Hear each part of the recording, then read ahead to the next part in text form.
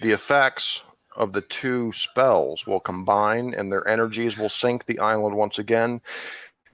And I believe for it to be most effective, the reversed spell must be cast from atop the blue monolith. This is clear from the spell information that I have gathered. So we have a choice. And rather sardonically, he says, we can ignore their destiny and refuse to seek out the halls of Cthulhu, or we can forge ahead and try to sink the Isle of R'lyeh. And everybody kind of looks at each other like nodding, like, yeah, he's right. Let me see. So really in ending, he tells you about this blue monolith that apparently is an important component to the reverse spell. He doesn't have any idea where it's located or anything like that. It's just look for the blue monolith. The spell must be cast from that location. And then he actually, the general is there and he gives kind of a rallying speech to everyone. Talks about, the noble purpose of this group and how we must be self-sacrificing. He says we must be enviably effective against the Silver Twilight. So Underbook provides the group with the components needed for the spell. Essentially, it's an incantation.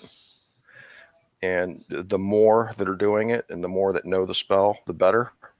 It's not a type of spell that you actually have to learn and memorize, although the chant is short enough where you could memorize it. But the more of you that are chanting the spell at the same time, the best, and you need to do it from atop the blue monolith. Specifically atop the blue monolith, I should mention that. So I know it's vague, but that's the best. And the blue monolith is on R'lyeh, right? Yes.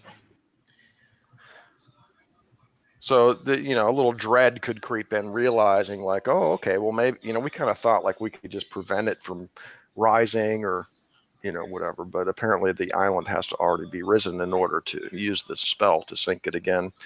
And there could be a period of time after it emerges from the sea that goes by before the Silver Twilight is actually able to open the tomb. So it could give you guys a little time to find the blue monolith and face whatever other nightmares you find on the island. So indeed, I mean, you guys are heroes. I mean, this is so shortly thereafter, you guys receive some information from one David Lee Roth, who back in the day was Jacob Cronenshield's personal banker at Deutsche Bank, New York. Deutsche Bank. Buzz. See some telegrams from him. They come from Valparaiso down in Chile in South America. And basically saying that he has information regarding the location of Carl Stanford. And you can read those telegrams. So he arranged to meet.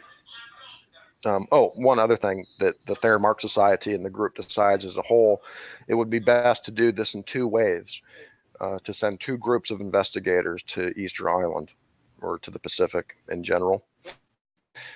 Chance of survival and more of a chance of thwarting the that they feel. If we just kind of put all of our eggs in one basket kind of a thing, it's not a good idea. So there'll be a second wave of investigators departing from Malta approximately 2 to 4 weeks after the departure of the first group of this group here. Just everybody's present character, more or less. And Tommy, I assume you were going to play Dr. Van Helsing, is that right? Correct. Okay.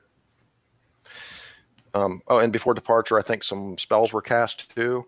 Dr. Van Helsing created more powder of Ibn Ghazi, the stuff that makes invisible things visible. I think you guys have about 6 or 8 doses or something like that. Yeah. Character sheet, I think everybody has a dose. We split it up among the people. We split it up among the people with the best throw skill. basically the powders and stuff. You know, I do not know what the stuff is. yeah, there's a little confusion on Aiden's character's part. You can Don't talk worry, about my that if you friend. want. Don't worry, my friend. When I finish my prologue, I'll let you guys finish the story of what happened. But anyway, the first wave is sent to Chile, along with Stuart Devlin, who gets you there by Zeppelin. The plan is to fly from the Mediterranean to South America by Zeppelin, disassemble the Zeppelin, buy a ship, pack the disassembled Zeppelin.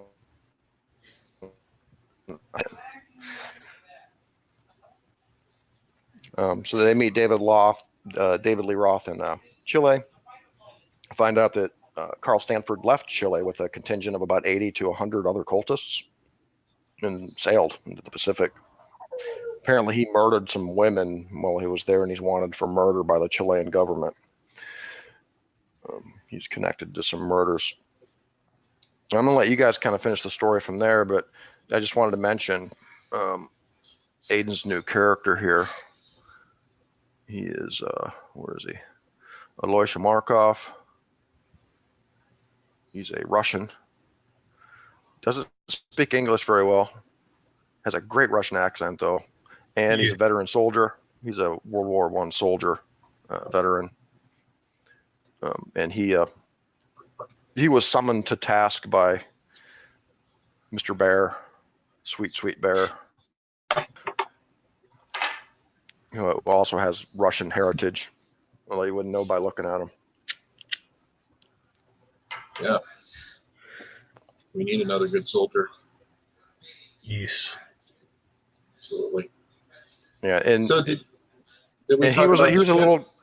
Yeah, he was a little confused when he first got with the group because they started showing him these books that they possessed and these, this magic powder and shit. And he's still maybe on the verge of being a non-believer, I would say at this point, but he'll soon be a believer. One of us. Yeah, one of us. One of us. Exactly. But yeah, if you want to just talk about like the boat, as you guys left Chile, you encountered a Chilean cruiser, the O'Higgins. And Yeah, if well, we you can also just give a little synopsis from there, that'd be cool. Yeah, did we tell them about how we actually purchased the boat? Well, it was from the Crown and Shield Fortune, of course. Yeah. So we and what was I guess it was an old military, right? Mm-hmm. Yep, it was a retired military vessel. It's a military transport, is what it is. Yeah, and then I guess Devlin equipped it with basically a whole crew. Mm-hmm. And we also have 2 30 cals, I believe. Yep, left over from the New York days at the Look to the Future Lodge. I'm sure Tom remembers that. Yeah, your old 30 cal, Doctor. We brought it back. It's here on the boat. When you murdered all those people. Mm-hmm. Yeah, the bloody meeting hall. Yes. Yeah, man, that was crazy. But yeah, so we've got this wonderful craft now. We've headed out, and we were intercepted by a Chilean military vessel. Basically, they came on board. They questioned all of us. They took all our passports. They asked us about Carl Stanford. They basically accused us of being like involved with him. We had to go through this whole thing where they called back and verified what we were doing. It was relatively intense. I believe some people made some good rolls to make, right? Yeah. Oh yeah. Did we have some rolling that went on? Yeah. So we were able to, convince them that we weren't ne'er-do-wells, basically, right? Involved with this guy. What are you doing? He killed a bunch of people.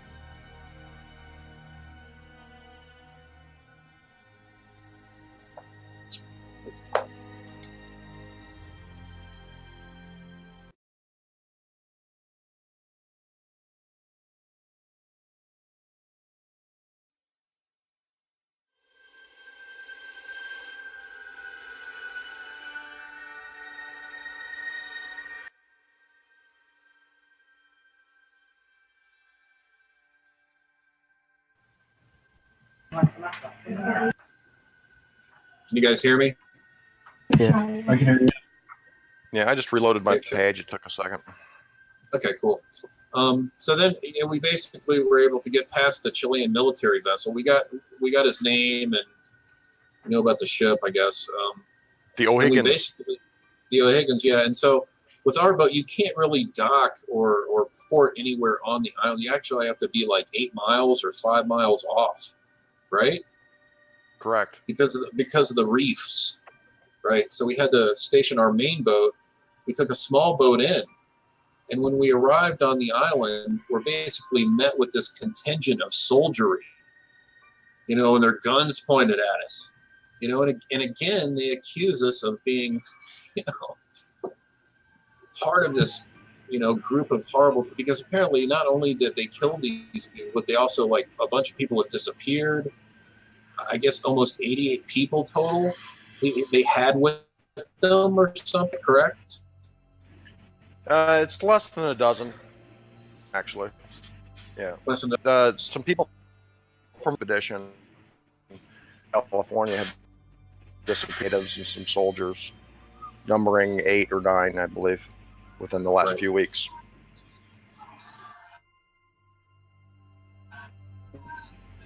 Carl Carl Stanford Stanford. left at least 80. Yeah. So that's something to think of. 80 people. So anyways, we get there, and again we get the 3rd degree. They actually throw us in a cell. Okay. And again are threatening us. So then we broke out the Catholic connection. And basically said, hey, we're connected with the Archbishop and the Pope. Right. Yeah, we did mention Pope. And we also talked about how we are already, we already intercepted by the boat, and so they call back, they verified our paperwork, and I guess they actually called the Archbishop, right? So Yep. that changed the whole tenor of the encounter, basically, which was good, because I was afraid they were going to throw us in jail. Yeah, he was very direct with you guys, before he had your papers all checked out. He was like, I wish to know what business brings you to this godforsaken island and how long you wish to stay. Like, over and over and over again, he wanted to know. Right. And I didn't tell him really all too much about what you're really here for. And just for the party's ears, not in game, but, it is an option. We could be like, hey, the Archbishop was attacked by this guy. He tried to murder the Archbishop. The church has, basically assigned our fraternal order to try to find this guy, see what's going on. We followed him here. I don't know if we want to break that out yet, but it's an option, right? Mm-hmm. Does that make sense? Yeah, and also we got to check on him, so we figured out that he's very stressed and very, very angry at the situation at hand. That's Yes, true. paranoid That's and frustrated, I think is what I told you. Mm-hmm. Yeah, that's cool. Yeah. So that's kind of where we are right now. Hey, It's Capitan Pereira. that you mentioned it. We took the Zeppelin, right? Did you mention the Zeppelin partly? We do have the Zeppelin with us, and the whole intent was they're reassembling it right now on the ship. Right. So our crew members are handy as sailors and also as Zeppelin construction members. Dual purpose. Dual so purpose, nothing. And soldiers if need be. These guys are trained in anti-pirate warfare, you know what I'm saying? Back in the day. You guys have a small arsenal on the ship. Absolutely. So we're ready to rock. What was your ship called? I think Henrietta or something like that. I think it was Esmeralda, wasn't it? Esmeralda, right? Esmeralda, right? Yes. Yeah. It's a good name for sure. So we left off with you guys being interrogated by Captain Pereira. And upon mentioning the Catholic Church, and they kind of calmed down, and he offered you guys some coffee and a sit down. He said that the honor of archaeological students, grad students. He's still on the island, so he's definitely going to want to talk to you, says the captain. And he gives you a letter of introduction for Professor Manfred.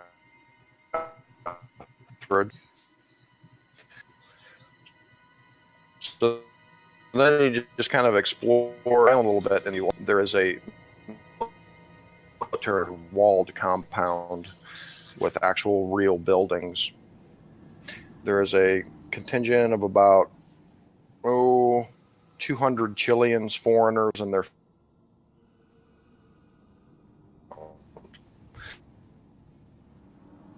in government offices and so on. And the remainder are just housing facilities for families of the officers and some of the civilian sheep ranchers. That was another condition that Pereira allow you kind of to do what you need to do on the island, speak to the expedition or wheel any sheep, because he says you'll be held responsible for any sheep that come missing in any areas that you go on the island. It's a serious offense. And besides the living quarters, there's 3 large warehouses in the government sector, church, and a government-run general store. No firearms or explosives or ammunition, of course. Speaking of which, right here's a short list of rules for visitors if you want to take a look at that. You have to abide by a 9 p.m. curfew. This is for visitors' rules. No firearms allowed on the island. Their return. You can keep them on your ship if you want to. No sailors are available at any time to accompany visitors, and in the interest of efficiency, no enlisted man will respond to questions from visitors. Visitors may hire native residents as guides. Pereira tells you limit 6, please. And of course, you'll be responsible for every sheep stolen near you. Number 5, information of criminal activity to the military governor, and failure to do so is a criminal offense. And number 6, visitors must also keep the governor's office informed as to their whereabouts and plans. Visitors may not make arrests or undertake other police activities. So just briefly, back to the Hangaroa village area.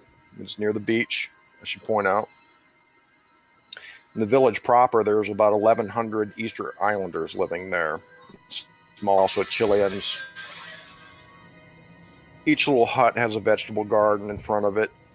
And on the east side of the native section is a large tilled area. Grow their staple, sweet potatoes. And of course, there's many small fishing boats on the beach, which is apparently another important source of food. And as you guys went out into the village proper in the native area, kind of looking around for Professor Methridge, he's supposed to be out here somewhere. These people are living in poverty. Many of them don't even have proper clothing, walking around half naked. Many of them like cast-offs from the military. It's kind of rags of military uniforms and stuff. And as you kind of are milling about through the crowd of these people afternoon, you come across some foreigners as well. There's some Frenchmen, Spaniards. Actually speaks briefly to a Frenchman that said he's been living there among, the people as a sheep herder. Jean-Luc about the sing-song. They have a nightly sing-song, apparently, in the village where they sing these songs until about 10 p.m. Highly recommends that, that you attend the sing-song. He describes it's this beautiful, like hundreds of year old ritual that they do.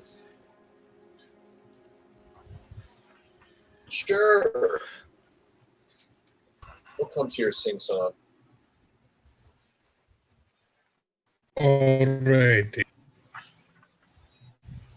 We have my blessed axe with me, but I'll be there. And eventually, as you're a little bit, you come across Professor. He's attending. There's this little small market in part of the native area, and you see him. He's dressed in all of his white linens. He's got this sort of booty hat on. He sticks out like a sore thumb among all these natives. And he sees you coming, and he turns towards you, and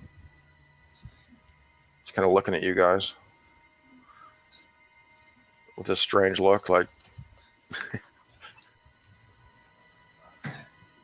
Oh, please. Who will approach Professor Method? He's back.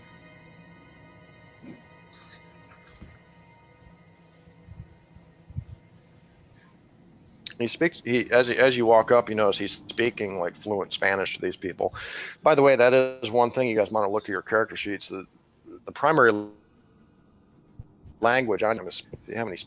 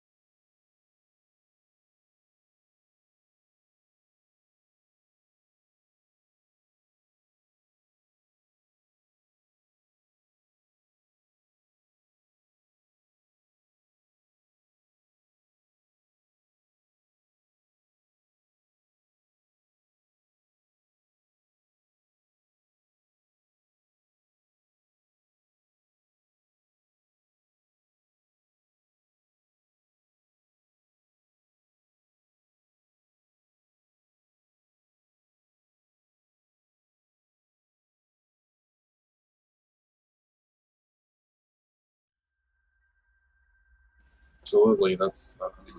I'm definitely looking for someone who can speak French and Spanish and English, if possible.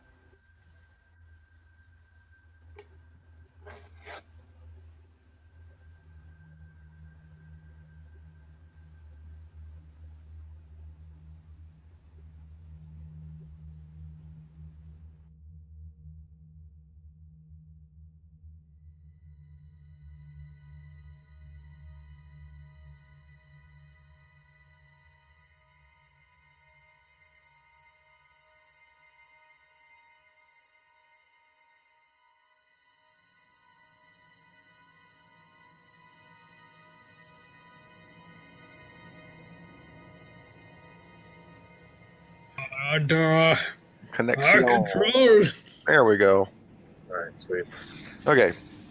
It worked. So as you approach Professor Mathridge, you see him. He's speaking Spanish to these natives, and he sees you as you're approaching. He introduces himself.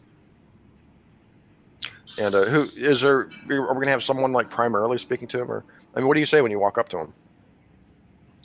Well, I introduce myself and ask if he'd be willing to, be hired as a translator. Well, no, I mean Professor Mathridge. Oh, Methridge. Okay. Yeah. Yeah. The guy standing out like a sore thumb in his white linen suit. Yeah. Introduce ourselves. Say, hello, Professor. Okay, he looks like an older gentleman, probably in his 60s, maybe late 50s. He appears to be a very thin, an intense-looking man with these sharp features. And he introduces himself, Professor Methrich, from the University of California, Department of Anthropology and Archaeology. He says, I did not expect the arrival of some foreign visitors. What brings you to the island? Actually, we're interested in the archaeological sites here. Indeed. He says, could I interest you in some local tea? He says with like a New England accent. Sure, let's sit down and talk. You can tell us about what you've been doing and what's been. Bear's looking this guy over hardcore, man. Making sure his skin isn't writhing underneath, filled with all kinds of worms, or gonna burst forth and turn into something strange. Or he's got snake eyes. Bear's checking to see if he's human. Okay. Yeah, give me a psychology roll, Bear. Oh, good.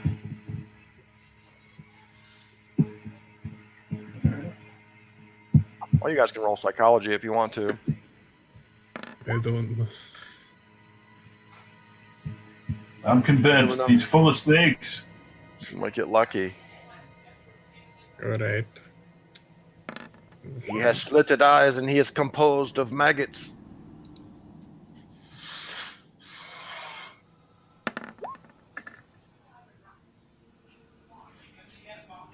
Psychology? Yeah. Somebody's got to have psychology. The doctor's got psychology. Analysis, which is just like a 31. Yeah. That's pretty damn high, man. 31's pretty good. You just click the green button next to the skill. Going to do psychology. Yeah. I also thought, guys, in the future, when we do bonus dice and penalty dice, it might be just best to click the green button twice and make 2 rolls and take the better or the worse. I never thought of that before, but that might be a good idea. Say that once more, Sean. Well, I was thinking when we roll like a roll that requires a bonus die, instead we should just be making 2 rolls with the green button and then just picking the lower, the better result with the bonus die or the worse result for a penalty die. There's no reason to die with all of the -1s and shit. And just take the better or the worse depending on whether it's a bonus or penalty. You know what I mean? Yeah, that sounds cool. With the math and the macros, do rolls rather than the normal way of doing it with real dice. But anyway, I digress. Looks like nobody made their psychology roll, so he seems human, and he seems pretty normal. Maybe. Roll. No. Bristow, roll. Roll, Bristow. Roll, damn Don't you. make me put up the Dr. Van Helsing screen. I think you. Or wake up. Yeah. Or Wake up. I'll go check on him. He probably fell asleep. no, Sean, pull up his character and start rolling for him. Yeah. All right, you're back, Doctor. That'll wake him up. Why should I give him the benefit of GM rolls? Oh my god. All right, Roll your psychology. There you go. Oh, wait. Yes. Oh. all right. Can you guys hear him? Van Helsing probably. Dr. Van I Helsing can hear probably just sees him as your normal uppity New Englander who went to make a name for himself out in California as some semi-famous professor, and not really his type. He seems to be a pretty clean cut on the uppity up. Probably use a dose of this rocket. Anyway, he seems normal. But Sean, can you hear Tom? I cannot hear Tom. No. Okay, I can hear him. Yeah, I can. Yeah. Looks like I can hear everybody on both computers presently. But anyway, hold on, let me tell these guys to turn this damn TV down for a second.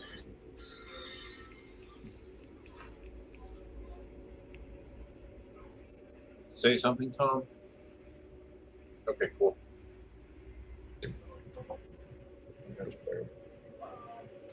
All right, sorry. So Professor Metheridge kind of gives you a story. He says, I actually have a little write-up of this. You can follow along if you want. You guys sit down for tea. He has this sort of a shack just outside of the native area. It looks like he stores some of his equipment here and shit. It's kind of a warehouse, really, but he's got a wood-burning stove there, and he makes some tea. And he says, we landed as a team on the island 3 months ago, and after gaining full permission from the Chilean government to conduct excavations, we surveyed the island, a rather large job that took about 6 weeks.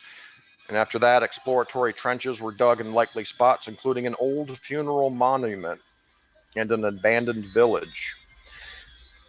There were 2 locations we made the most interesting finds, and at the site of the abandoned village, east of the Katiki volcano, we found a layer of burned material 2 feet under the surface. And he sips his tea and says, evidence of a large fire there several thousand years ago is noteworthy, specifically because there is little vegetation on the island, you see.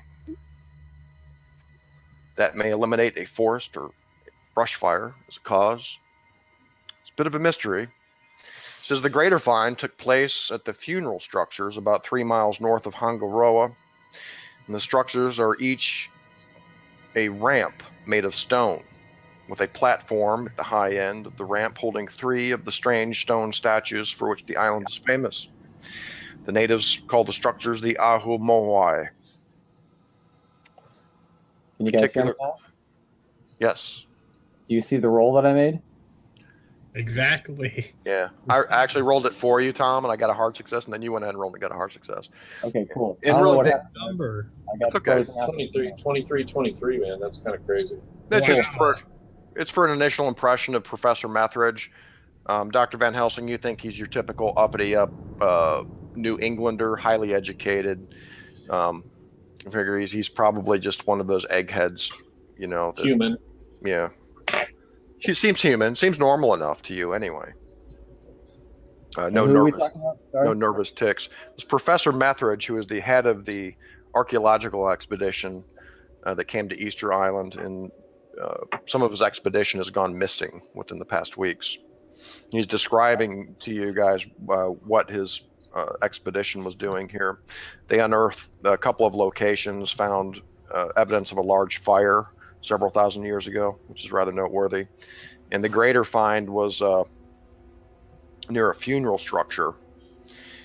And the structures were made of ramps of stone with a platform at the high end of the ramp holding 3 of the strange stone statues for which the island is famous. And I'm going to give you guys a visual here, kind of what he's talking about.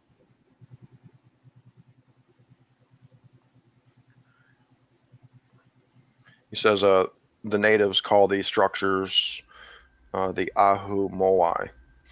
And these particular Ahu Moai we were working on was in total 50 yards long, 43 yards wide, and 7 yards high. And each individual statue of the Ahu Moai was nearly 20 feet tall.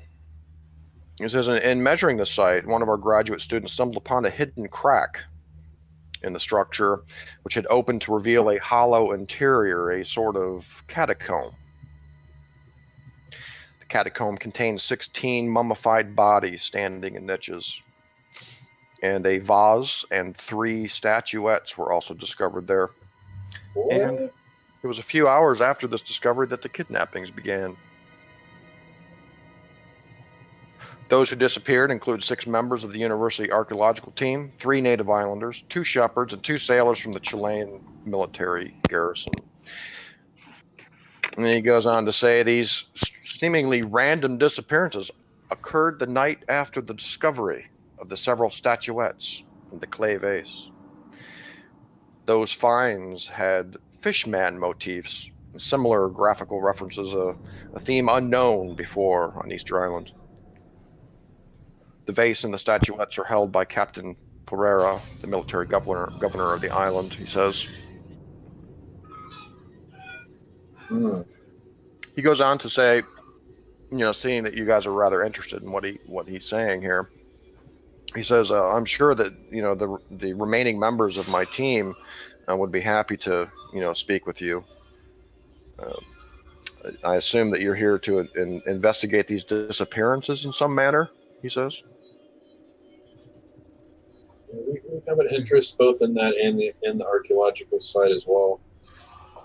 It's very, very troubling that when you found this catacomb and these particular items that don't have any kind of reference to this area, that all of a sudden these disappearances and coordination with this issue with this Carl Stanford person.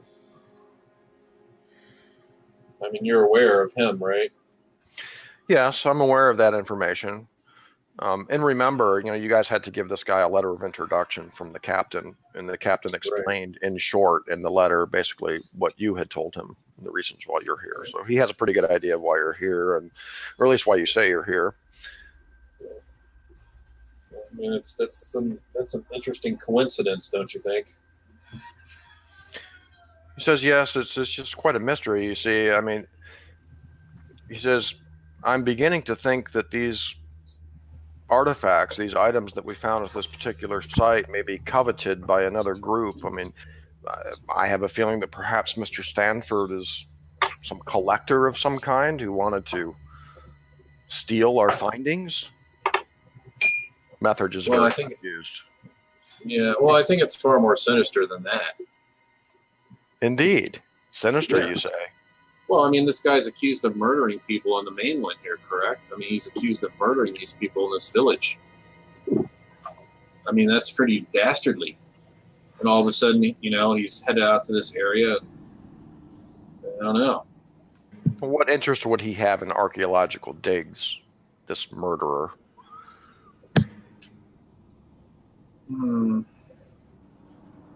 It's a great question.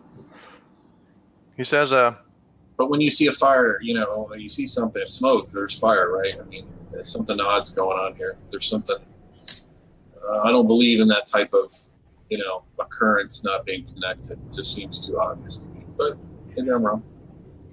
He shrugs his shoulders. You're getting a sense that he's not convinced. He seems to be a very practical man. And when you bring up, when you say words like sinister and stuff, he almost cringes. Like he gives you a look, Lee, like your face is like you must be out of your mind. It could just be for money, I suppose. He says, as far as we know, these disappearances are due to perhaps some wild animal loose on the island. And he kind of snickers. Wild animal? I don't have any evidence to the contrary. How many people? 6 people? That's one hell of a wild animal. I'd say. Yeah, that's someone let loose a Kodiak bear out here. What? Yeah, specific. Go ahead, Tom. I didn't hear what you said. No, I was laughing at Kodiak bear. I'm like, okay. 6 people disappeared in that short period of time. It would have to be some kind of crazy predator. Yeah. That doesn't make sense. In fact, he had mentioned 6 members of the university team, 3 native islanders, 2 shepherds, and 2 sailors. Jesus, it'd have to be 2 Kodiak bears, for God's sakes. Yeah. Aren't you a man of science? I say, what? Really? Kill those bears. What kind of Lions and tigers and bears. Can we see these artifacts? I would allow you to inspect them if you like. They're held in Captain Pereira's safe in the military garrison. Let's go do that. Right, Doctor? Absolutely. Yeah, and he tells you guys, if there's anything you can do, if there's any information you can uncover in this sinister plot, please let me know. He says, my expedition plans on heading back to the mainland next week, hopefully, as soon as the transport ship arrives. What did the psychology roll tell us about this guy? It told Dr. Van Helsing that he seemed like a pretty normal guy, a little bit uppity and intense. Not insane. A little full of himself, but We're otherwise filled with snakes. seems human. Basically, a New England science asshole. Yeah, he's probably never had a drink in his life. From the New England Science Asshole Association. Exactly. How many are these? So it's rolling around to about, I don't know, 6:37 p.m. There's about another hour and a half of sunlight, of daylight left.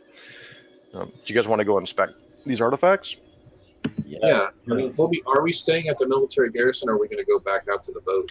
I don't know. You're kind of on your own on that. I mean, he didn't offer any lodging for you or anything. So we probably need to get back to the boat. Pierre tells you, though, Lee. Yeah. He tells you. He says that the native islanders, are pretty good hosts. I'm sure we could find a family within the village that would provide some lodging for you if you'd like. Yes, How many? we should How do many that. locals live in it? It's a bit rustic, he says, but 2000. I think we've all yeah. done with rustic. about 1,100, Tom, Okay. and another around 200 within the military enclosure, and these are like military families, workers, soldiers, things like that. I didn't. About 200. I didn't appreciate there were actually natives living here. If that's true, then why don't you suspect one of them being responsible for the disappearances? Well, he says it's a possibility, but Captain Pereira rules the island pretty strictly, and the laws are very strict, strictly enforced, he says. Rules with an iron hand, huh? Yeah. I mean, in fact, you guys notice around the native area, there's a low wall around the area as well. And every once in a while, you'll see the Chilean guards patrolling through the village in, pairs of two. That's good. Mm-hmm. Bear's going to say just to the party, I don't like the idea of being out on the water as the sun falls. We should stay in town. Sure, Bear. Seems reasonable. Yeah, I think we should. I think we should stay with one of the locals and see what information we can get from them. Yeah. We'll go inspect the items first, and then we'll hook up with Pierre and see if he can't find us a decent family. I tell him to do that. I'm like, yeah, we'll definitely stay the night. So find a good family, man. And if we need to bring anything like a gift or whatever's traditional, let me know what the custom is, so we don't offend anyone. Well, he says, of course, any kind of simple items, they would appreciate anything you can pass along as far as clothing or shoes. Okay. You're a little taken back by that, but indeed, all these people around you really don't have any clothes or shoes, and they don't have shit. So How much would they get? Would a pack of stinky Maltese cigarettes get us? probably quite a bit. He says, I'm assuming like Bear may pull some out of his breast pocket. And he says, what about these? And Pierre's like, oh, I'm sure that could go far. He says, and he kind of points like, do you mind? Like he wants one. Yeah, I'd let him have one. All right. He seems very appreciative. Yeah, so we'll definitely we should kind of get a little care package together for whatever family we go see, give it to them. Right. Since I've had an American cigarette. Some cigarettes, some shoes, maybe a bottle of booze. Okay. Something like that. All right. So We'll put together one. you guys head back to the military enclosure and meet Pereira in his office. Looks like he's doing some paperwork. And, you guys say that, Professor Method said we could look at the artifacts. He's fine with that. He says, certainly, I'll allow you to examine the artifacts. Takes you into the back room. There's this big iron safe. Opens it up. And he pulls out some boxes. In one box, there's two boxes. In one box, you see the three statuettes packed in sawdust. And the three statuettes are nearly identical. Each one is about a foot high, depicting a humanoid figure. It's rather noticeable upon inspection that there is webbing between the fingers and toes of the statuettes. The face and head are vaguely human. The eyes and mouths of the figures are large and frog-like. Noticeably, the ears on these statuettes have extremely long lobes. And you all realize, just having come from Malta, and this is something I didn't mention, Tom and Sammy, that was also shared by Dr. Underbook, some information regarding these beings called Deep Ones, who are humanoid creatures that live in the oceans of the world and are known to have close connections with the great old one, Cthulhu. All of you immediately recognize the distorted likenesses of these statuettes to Deep Ones. Webbed fingers and toes, elongated heads, and their eyes and mouths, their heads look like frogs, like the head of a frog, with extremely long earlobes. In the other box is a vase, and the vase is decorated with the picture of a crouching man facing another crouching figure resembling the three statuettes. So it's like a human and a deep one crouching, looking at each other.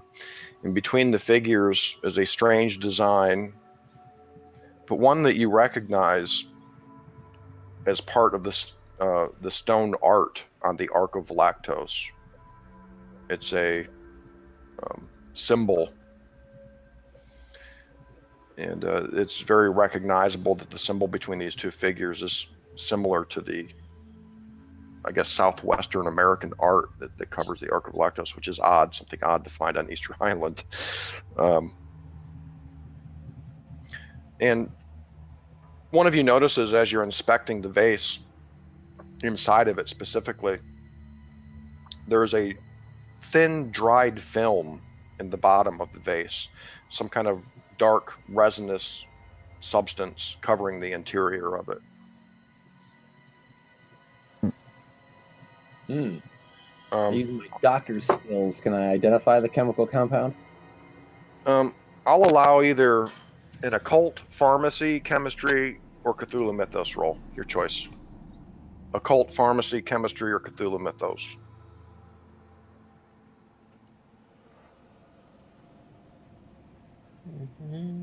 Occult chemistry. Where's chemistry?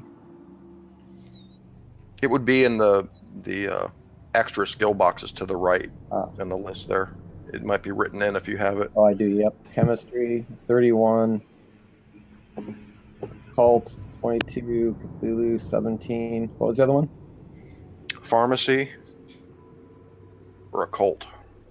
21. Pharmacy. I'm going chemistry, man. I think Mr. Cooper has a occult skill. Ooh. As a reporter, you've done your fair share of occult stories. Perhaps a childhood fondness for werewolves and vampires and stuff like that. Where would it be? What is it titled under? Occult. Occult. OCCULT.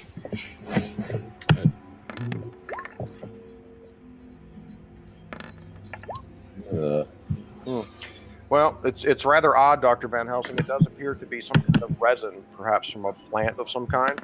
It has a pungent, flowery smell to it.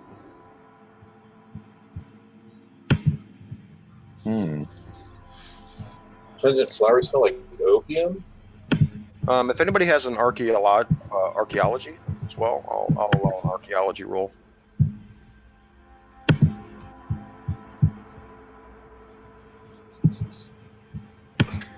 Opium? No, definitely not opium. You know what opium smells like. It's a little more pungent than that. And it's very dark, almost black.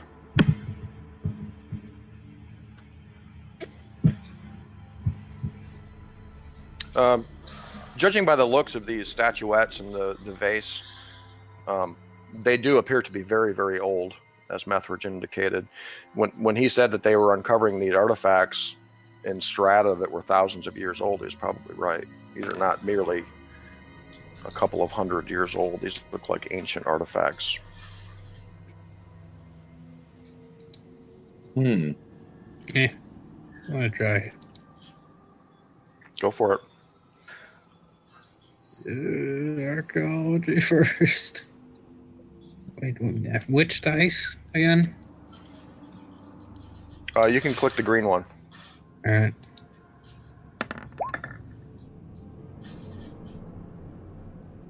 All right, not any clues as of yet to what the substance could be.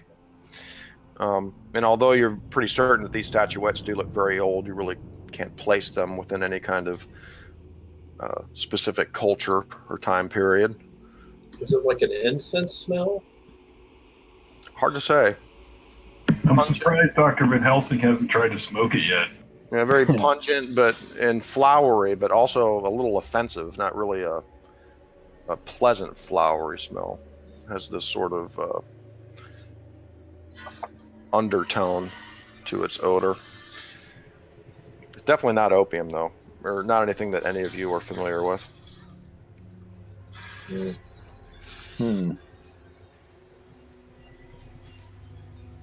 Does anybody have Cthulhu Mythos skills? All right. I suggest the report of it. Wouldn't hurt. There may have been mention in one of those old books that you guys have of a black tarry substance of some kind that might have to do with. Yeah. Does anybody have Cthulhu Mythos skills? Take a roll. If you've gone temporarily insane or had a bout of madness, you should. It's a little too early for you, Aiden. I don't think you've gone mad yet. I know these guys have. Well, I know Dr. Van Helsing has. We know that for sure. What I get for reading the Necronomicon. Yeah. And rolling a 20. Jeez. All right, so no info on the resonant substance as of now. We can try again later. Maybe you can do some tests, Dr. Van Helsing, with your little kit back on the boat. Will he let me take the jar with me? You ask him, and he says no, not without the permission of the professor. Okay. I take picture of the statues. Yes, of course. They're a little frightening, actually, looking at them, given the background that you guys got on the deep ones. Could there be a connection? Is there an Easter Island deep one connection? Uh-oh. Better look over your shoulder. This No. island's got hundreds of these Mauis, these statues, but only Yes. one of them had a crack in it with a hidden chamber. Well, it was one that they chose to dig at it because they knew that it was. They believed that these structures, where the moai sit atop these platforms, are funeral structures. So they believed that people were buried under them, and indeed they found some mummies as well. Really? So at this particular site that they chose to dig at, they found this hollow area underneath that contained these mummies, as well as some catacombs under there as well. Should we resurrect one of them? You presume that the mummies are probably still there.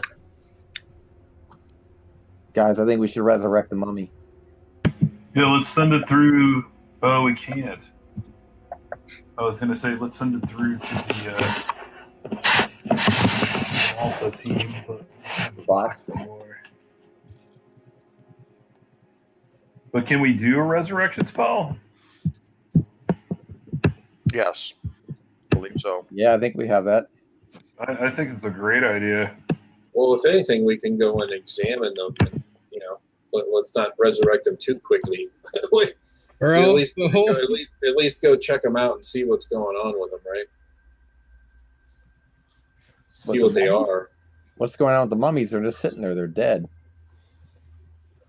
I don't know, guys. They may be evil. Have you seen the movie The Mummy? Anush is very confused on what you're saying. Trust Well, us.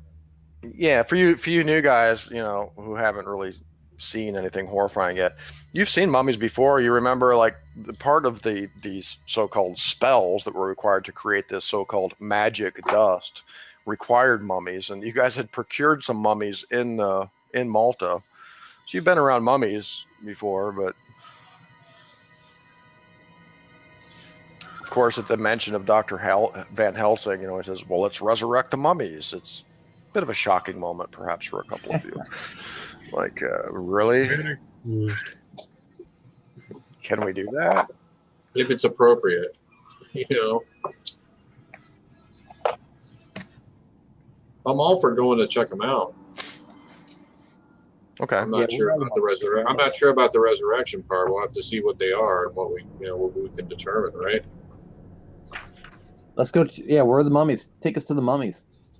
Well, it's in that catacomb they found, which is probably worth checking out as well. Yeah, it's kind of this area of the map up here where it says the 7 statues. Let you know the general location of it. Also, I think you guys mentioned that you'd like to speak with some of the villagers as well. And night is falling as well, guys. I mean, I have no problem with you guys going out to the dig site, but it is nighttime if you want to go out there now. No, I think we should go. We'll hook up with Pierre and go find our family and give them their booty of cigarettes, shoes, clothes, and bottle of liquor. Okay. All right. So indeed, Pierre is able to find you guys lodging for the evening. And all of you begin to hear the sweet, sweet sound of song coming from the northern part of the village. It sounds like the sing-song has begun. But anyway, you're able to glean a little bit of information out of these natives as you're kind of packing in and preparing your lodging. They tell you about some of the legends of Easter Island. Nothing really specific. But I'm assuming that maybe one of you would think to ask, well, what do you think of, what are these moai kind of thing? Just asking questions out of curiosity to some of the native islanders here. They all seem rather jovial, kind, very helpful people. And of course, you're using a translator through Pierre. And they kind of at first are a little silent on the issue as far as anything having to do with their myths or legends or their beliefs. But they open up a little bit after a little while. And one of the islanders explains that the moai were built by a different race of men. A race that we call the Hanau Api. And he says these were evil men who lived on the island many years ago. And there have not been any of these people on the island for hundreds of years. But he kind of says secretly and privately, many of the villagers on the island believe that it may have something to do with the kidnappings. Perhaps there are remnants of these evil men. Yeah, we call them deep ones. Wonder what the translation is for that. Look it up.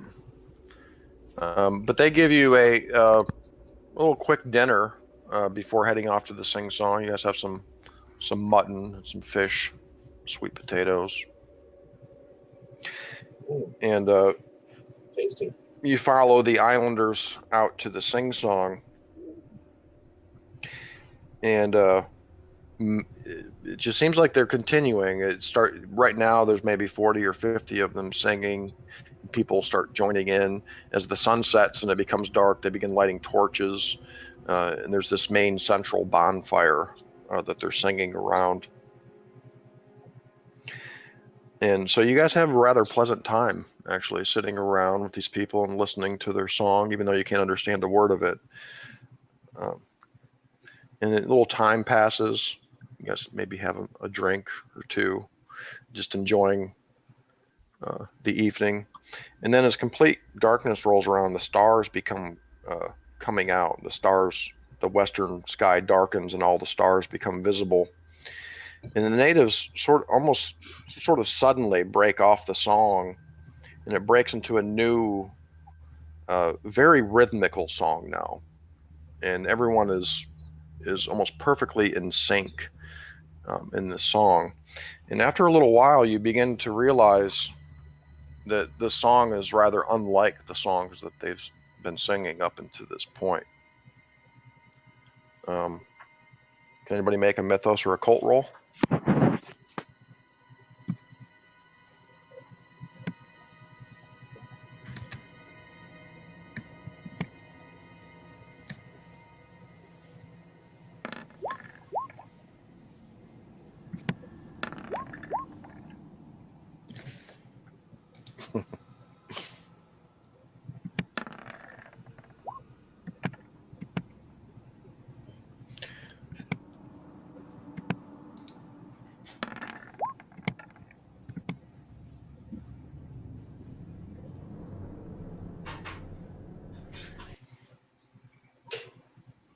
Okay. Wow, Mythos, I fumbled. I don't think I could ever fumble. Yeah.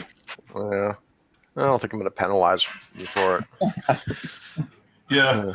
Appreciate that. Lose part of your mythos.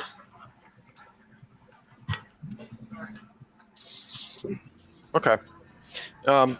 So this song does seem quite unusual. So perhaps, Jean-Luc, you lean over to Pierre and like ask him, this song seems a little different than what they've been singing. And Pierre tells you that, yes, they sing this song every night when the stars come out. He says it's a customary song. And I've been told that this song has been sung for hundreds of years. Can you translate the words, or are there words to translate? No, he doesn't know the translation. You guys notice at this point in the song, an old man steps up to the campfire, and you see him in the firelight. He's an old man, and he's dressed in this cloak that appears to be made of bird feathers. And he's singing with the people. He seems to be maybe perhaps a reverential man, perhaps maybe an elder or something, because you can see people dancing around him as they're singing. He looks like maybe an important guy. But they just keep singing and singing for another 30, 40 minutes. And then the song comes to an end.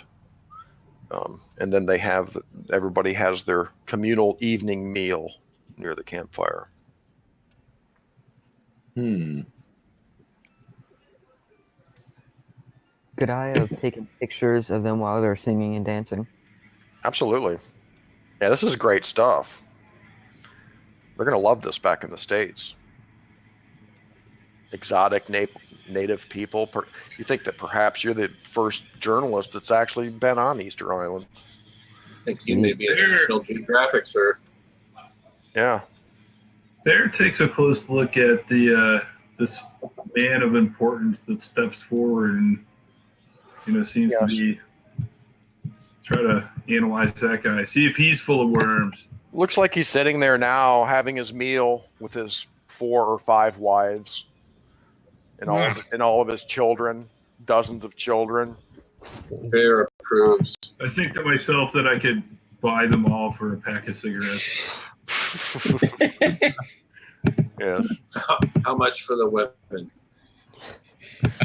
And you do notice, Bear, that they're speaking to each other, and they're using Spanish, so you can't really understand what they're saying. And as you're looking at him, he kind of he glances over to you and gives you a good long look, Bear. Let's go talk to him. Sort of a curious look on his face. One native to another. Drink me in. I'm something to behold. Okay. What are you going to say to him? Pierre's there. He could translate for you. Oh, what am I going to say to this guy? So he's coming over to me? Yeah, he stops chewing on his mutton chop for a moment. Well, I don't know. I thought you were going to talk to him. Oh, okay. Well, you don't have to. But just inspecting him, I mean, he looks human. But, I guess maybe I I'll will ask him. Pierre. I mean, I'd like to. First off, does Pierre know who this guy is? You know who he says he's a village elder. Okay. So I Bear, of course, respects the elders of the village. He says, "Mr. Bear, you should be respectful," he says. Well, I just told him I respect the elders of the village. Okay. So I asked him to ask, can you tell me more about what the song "Each Night They Sing" means? It seems important to, as a man who values his tribe and the people around him, it's helpful to know what purpose these things serve because they're very important. Okay. Tell me more about that if you can. He asks you to sit. I sit. And you have a bit of a dialogue with this guy. He explains to you, as you were told by Pierre, that this is a song as old as the stars themselves. He tells you. And he tells you that I am one of the revered men of the village, although the priesthood of the Birdmen died off many years ago. And he tells you, except for one, he says, and he looks up at the stars. He asked you, Bear. He says, "Are you here because of the disappearances taking place on the island?" Do I feel like I can trust this guy? I'll give you a psychology roll. It's gonna be hard though. I need a hard success on a psychology roll. See if you can glean any truth that you seek from just speaking with the man. The psychology roll? Yeah. No. No. Nice try though. I tell him, our original purpose has been to come to the island and, learn about, the marvels that are on it. But these disappearances have definitely caught my attention, and just as a person who values the lives of others, I'm interested now if there's anything we stumble across or learn as we're doing our other work to assist and report those kinds of things. But that's not our original, that's not why we're specifically here. But it's been mentioned so much, and it's definitely on everybody's mind. As an upstanding. He seems rather impressed with Bear's heartfelt little speech there. And he says, Pierre says this to you. He says, this man says that there is a great evil loose on the island, but he does not know what it is. How has the evil presented itself to him? He says, we, and he kind of waves his hand around. The people do not know, but perhaps he who lives on the volcano knows. And he goes on to tell you through the translation that the last priest of the Birdmen still lives, and that he dwells in a secret cave in the side of the Ranu cow. He says, that's who we need to meet. He says, if the priest of the Birdmen wishes, he could help you. How could we? We gotta go to the Ranu cow, man. How could we? Would it be possible to meet this esteemed? Yeah, how do we not offend the Birdman priest? Well, what's the procedure for the introduction? Well, he says, be of good intent, and you will find his secret cave. He says, the Tangata-Manu man will help you.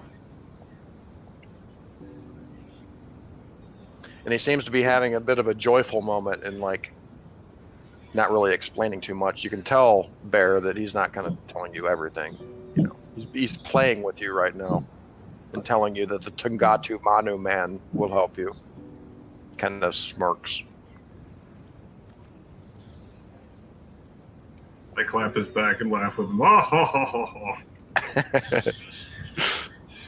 Yeah. I like you. Yeah, and Pierre tells you, I've never heard of this Tangata-Manu man. He must like you. And he nods. I do a bump and I offer the old man one. He screws up his face, looking at you like. He doesn't seem to understand. Do you offer it to him? He doesn't seem to understand. What do you want me to do? I just imagine this conversation happening between Bear, and then here comes the doctor with like some powder on his nose and a mirror, like, "Hey, Yeah. how about this for a crude interruption?" I tell him what to do. Yeah, he seems I say, actually take some of this magic. Bear, the village elder looks a little disturbed, perhaps offended by the approach without introduction by the good doctor. And he's giving the doctor a look like, "What do you want me to do? Like what? Ah, What are you saying?"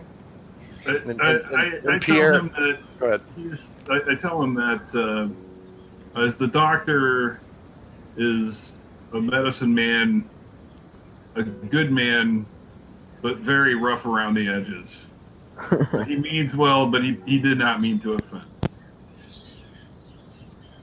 Okay, well, Pierre says something to him in Spanish, and the elder kind of nods in this understanding way. And he's saying something to one of his wives.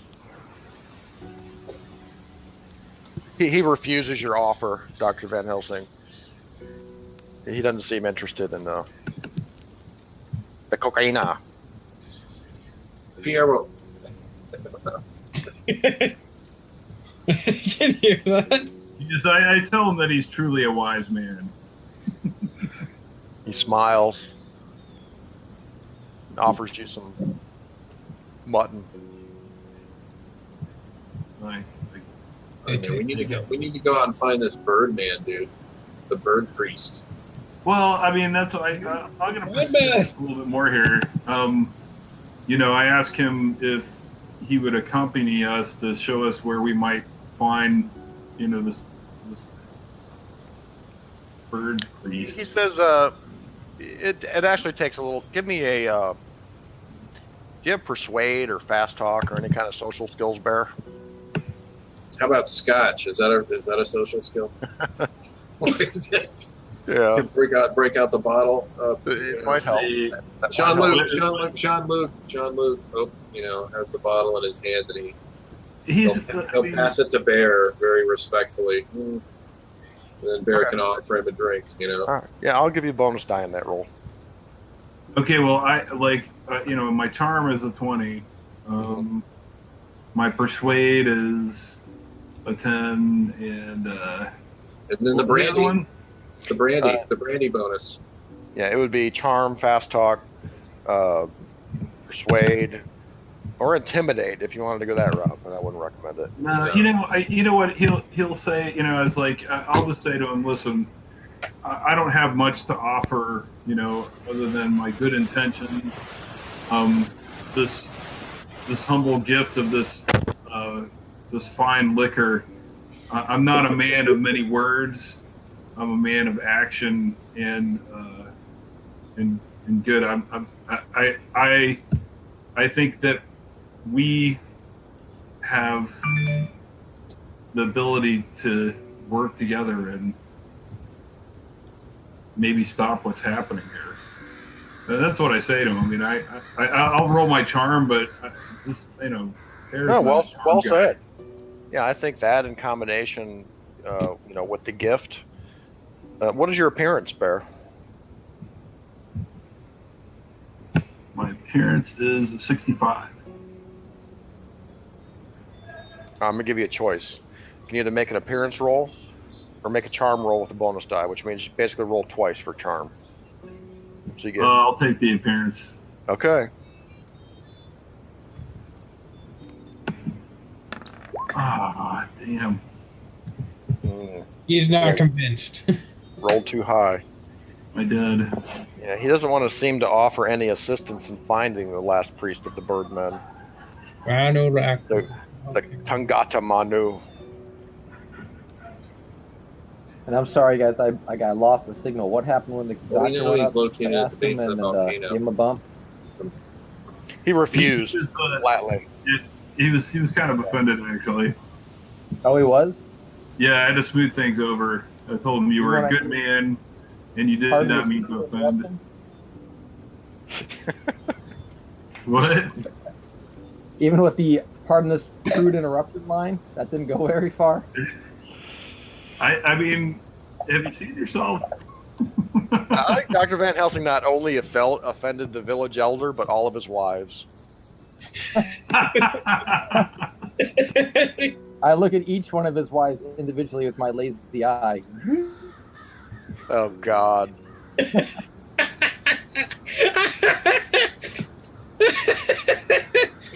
Does Dr. Van Helsing have any social skills like Oh my God, man! like persuade or charm or what's Dr. Van Helsing's appearance? Is cocaine a skill? Hold on. Dr. Van Helsing rules versus cocaine. Appearance. I have a 40 in appearance. Okay, go for it. Yes.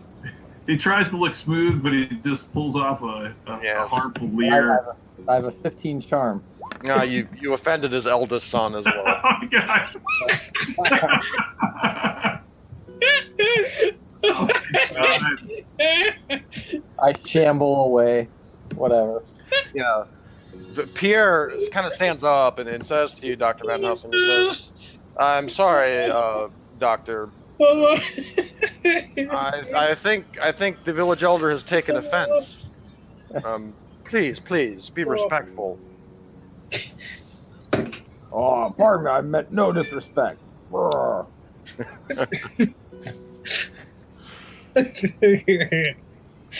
right. Well, I'll depart from the village elder. I thank him and thank him for his time, and All leave right. him the alcohol. Maybe we can build off of that. Okay. Okay. So you guys are kind of lingering about as the supper, the dinner is wrapping up, and Pierre tells you in French, Lee. He says, "I've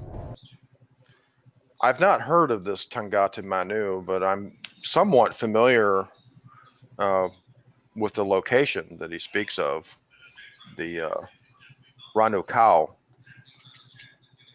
And if we kind of look at the map here, Excellent, Pierre. I believe it's this southernmost volcano here on the island near the Cliff of the Birdmen, appropriately.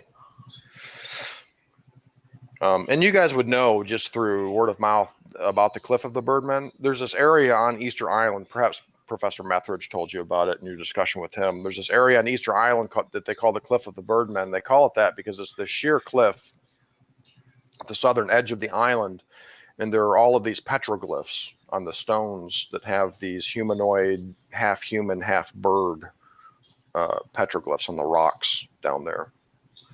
And it's believed that the ancient peoples on the island worship some kind of birdmen or something like that. So this, and of course the elder is saying, he's claiming that the last of the birdmen, the Tangata-Manu man, lives on Rano Cow to this day. It still lives. Pierre says that he's somewhat familiar with the area. I mean, he's been down there on the mountain, and this is the actually, I believe right here, this panoramic photograph right here depicts Rano Cow and the Cliff of the Birdmen. Yeah, But I've never heard of a cave, he says, in the volcano.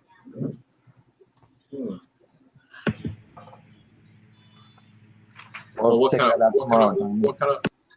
of hike would it take? I mean, what kind of expedition would it take to get out there? Is it like a several day event or what? No, it'd be a day trip to get out there. I believe from Hangaroa village, it's about 12 miles or so. But it's, some steep, rocky terrain. It would take at least a few hours to get out there and a few hours to get back. Not necessarily. We have the Zeppelin. Or I'm sorry, it's more like 6 miles. Well, that's true. It's not quite assembled yet. It's your first day here. It's going to take a day or two to get it all together. Mm-hmm. Yeah, I say we spend the night and hike out there tomorrow. See if we can find anything. Yeah. Okay. And you had also mentioned that you might be interested in looking at the mummies. And if you look at your map here, that's probably about an equal distance from the village that the Cliff of the Birdmen is. It's just kind of a few hours to get out there and a couple hours back. So you're going to spend the night in the village. Okay. We'll keep watch. Gotta keep watch. Yeah. Things coming in at night, snatching people.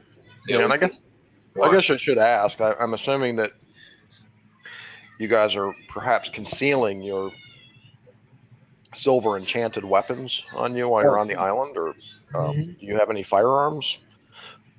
I don't have any firearms, but I have my melee weapons with me. You know, as camping gear, right? You need an axe. You need an axe for camping. It's in my bundle in my backpack. There, it's attached to my lantern and my canteen and all that stuff, and rope and flasks and all that stuff. But no, my weapons actually on the ship.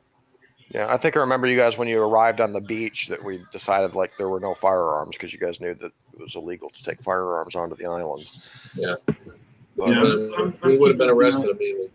Did they search us? Oh yeah, dude, they had you in cuffs. Oh. Yeah, they cuffed us up. It wasn't until we started talking about how we were there on behalf of the Pope and the church and all that they used up. Softened up a little bit. Yep. Yeah. They can't get over the. That night, a visitor pays a visit to the family that you guys are staying with, and you meet him, and he introduces himself. He's a Chilean. He introduces himself as one of the rancheros who lives on the island, one of the sheep herders. And he shares some information with you guys that's pretty interesting that evening. Oh, we're all ears. I mean, he tells you a little bit about, these rancheros who live on the island. There are several of them. But they do live in the village, but they're kind of the wealthier people of the village because they own these herds of sheep. He says, he tells you that all the sheep ranchers on the island will tell you about strange lights seen on the slopes of Ranu Raraku, which is, looking at the map here, it's another one of the volcanoes on the island up here. These strange lights seem to have been appearing on the volcano during the last couple of weeks, and they always appear at intervals of 3 days around midnight each time. When's the last time since the last light occurrence? 3 days ago. And it happens at midnight? Yes. He says some of the other stories from the rancheros and their men tell of figures standing around the stones up on the mountain and chanting voices. And immediately you guys are like, wait a minute, chanting voices? Did he say chanting voices? He said chanting voices. Witches.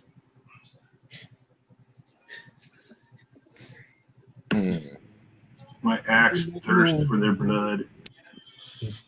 What are they chanting? It's a very strange language, says Pierre, doing the translations. He says it's I'm going to ask him if he knows what the chant is. In the ranchero kind of nods, and he says something to Pierre. Pierre says he says that his son witnessed it. He will call him, and there's a kid standing there. He says, go get such and such. And the guy's son arrives, and he says that he can repeat what he heard. And this is what he heard. Eyaya, Nagaya, Voltkin, Mingle, Cthulhu, Farmgen. Just repeated over and over again. Dude, I write that down. that's not true. And he says the rancheros' men, the stockmen, now fear the area around the volcano, and we keep our sheep well away from it. Very wise. I say these aren't birdmen, are they? He shrugs his shoulders. Pierre says he doesn't want to know. So I pulled the party members aside. I'm like, dude, that sounds like Cultists. That sounds like cultists chanting up there for some purpose, right? To You be sure. Ones. I don't know. Strange lights, chanting. Yeah. Can you do a One. psychoanalysis on him? Psychoanalysis is used for helping people who have suffered great mental shock or anguish. Aiden. You can help someone recover from a bout of madness with it. And you can also help people who may be having mental instability issues, things like that. So keep that in mind. That can definitely be useful if you have that. But in this particular instance, the guy seems to be, pretty honest with you. Again, many of these natives do seem to be very kind and helpful. They're serving you. Why did he decide to come visit us? He says that he's friends of the man of the house. Yeah, he's visiting the family. Okay. He says his wife's son is married to my daughter, kind of a thing. I bet there's a lot on this island. Extended family. Mm-hmm. Okay, Also appears to be human, Bear. I'm always checking. Uh-huh. He has human eyes, human hands, human feet. So now we have 3 possible locations to go to. The mummies, Birdman Cave, or the Freaky Lights. I mean, I do ask this guy about I was like, have you heard the legend of the Rhino Cow Birdman? He says yes. It is said that the last priest of the Birdmen lives somewhere on the island. He says, Okay.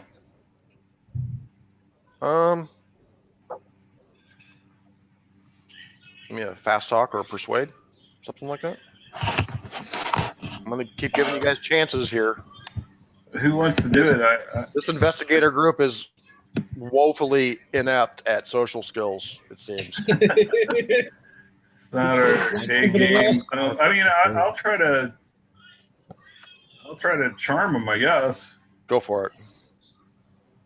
And since you're providing the whiskey, let's give you a bonus die. So roll twice, Kyle. Hit the green button twice. We're going to take the better roll. There you go. I'll take that hard success. Yes, sir. An 8. And the first green we've seen as a party in a while. Yeah, really. All night. Nice roll, man. He says, legends say that the last priest of the Birdmen, the Tangata-Manu man, has the ability to change himself into the form of a bird, he says. In addition to the ranchers on the island seeing these lights and hearing these chants, they've also seen flying figures of various shapes and sizes in the night flying around in the northern parts of the island. Oh. And he believes that it is indeed the Tangata-Manu man in bird form. Are the bird priest, is he a protector of the island or a good entity, or is he malevolent? He says, we don't know. It's all based in myth and legend. We believe him to be one of the last remnants of the people who lived here that worshiped the Birdmen.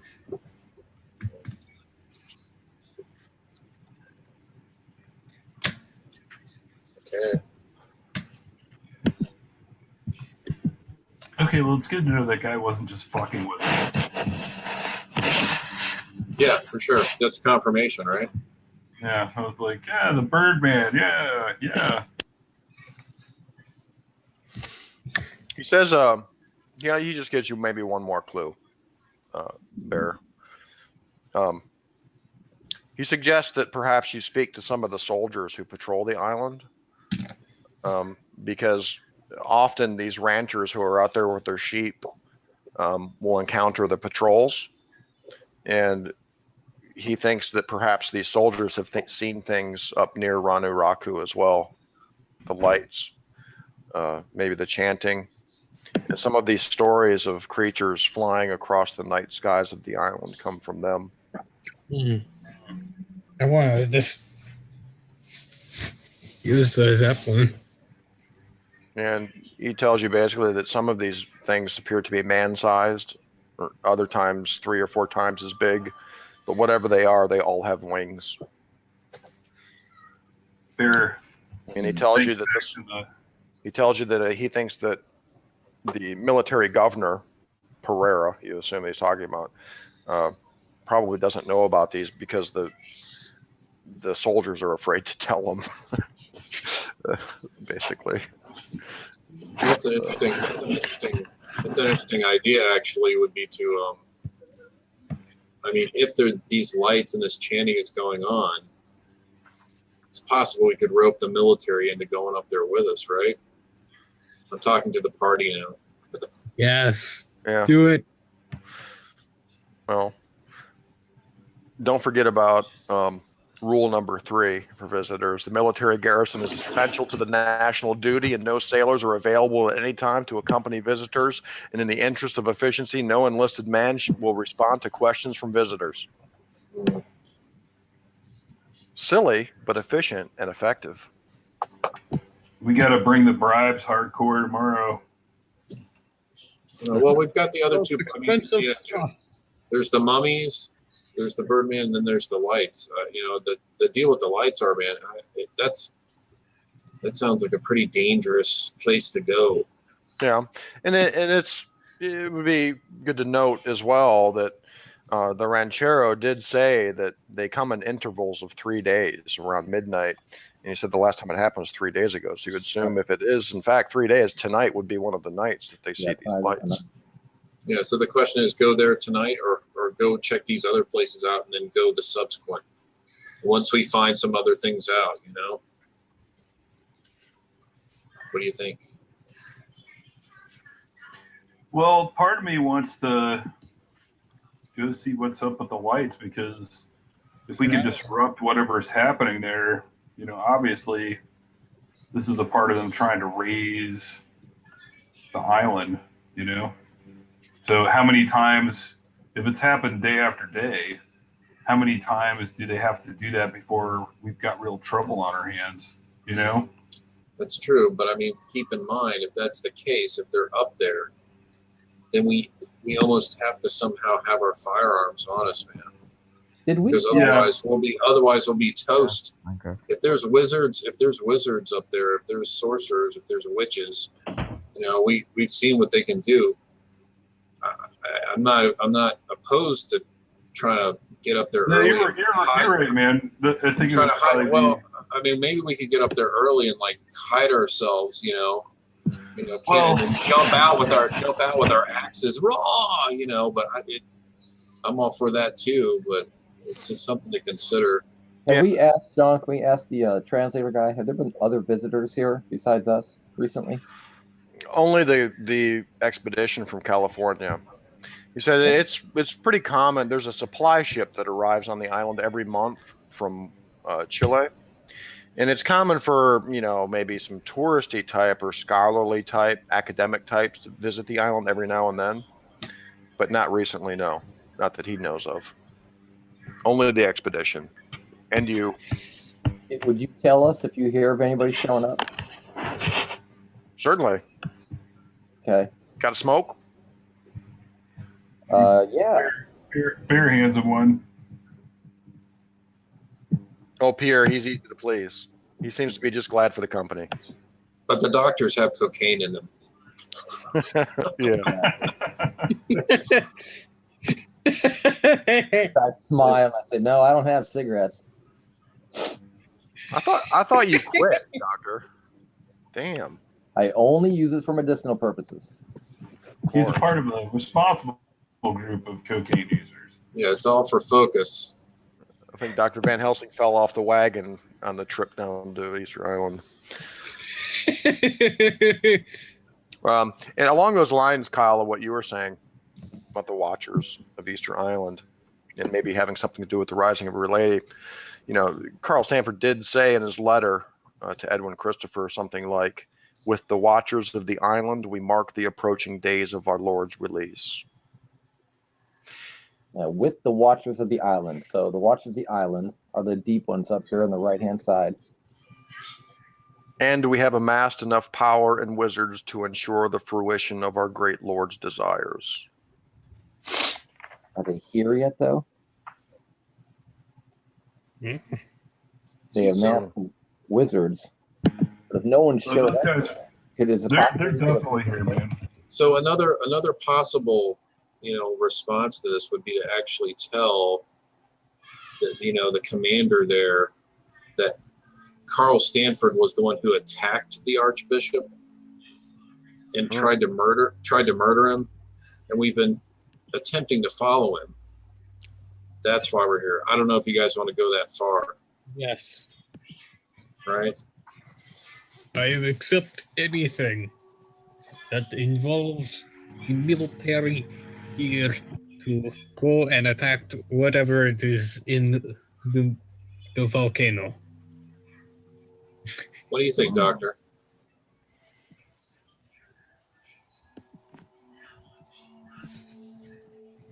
Doctor? That's not a bad idea. What do you think, Bear? The Zeppelin will not be ready for a couple more days. Okay. No Zeppelin for a couple days, okay. Until then, it's on foot, Will we be able to see the lights from here? Probably not. We can hire some natives and some mules and some stuff. The question is, do we want to try to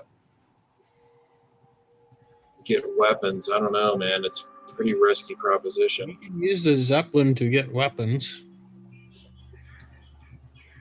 Yeah, in a couple days. Yeah. That's only downside to that. Let's do everything else first. Let's check out the mummy and let's check out the cliffs first. It's better thinking about that. I don't think they're here yet. I think we got time. Yeah, I'm kind of for that too, man. Go see these other places first, and then decide if we need to break bad and tell the general, or just go up there, right? Yep. I will choose the general. We'll get. Does it- back. Does that make sense, though, guys? Yeah, and we'll get word if somebody shows up on the island that's not a local. Hopefully. Amen. Okay, so we'll get Pierre. We're gonna try to go out and see. What do you want to do, the Birdman or the mummies first? Mummies, mummies. It is. Mummies. I think mummies. Mummies dead. Yeah.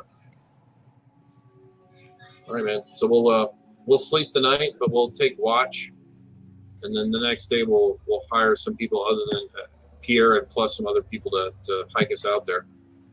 Okay. But I'm definitely awake at midnight. When the lights are supposed to go off, I'm awake and I look outside. Okay. I'm marking some places here on your map. These little pins. You can see up here on the Ranu Raraku part of the island. And this mountain here is supposedly where the lights are occurring. Down here is supposedly where the secret cave of the Tangata-Manu man is. And over here is the dig site.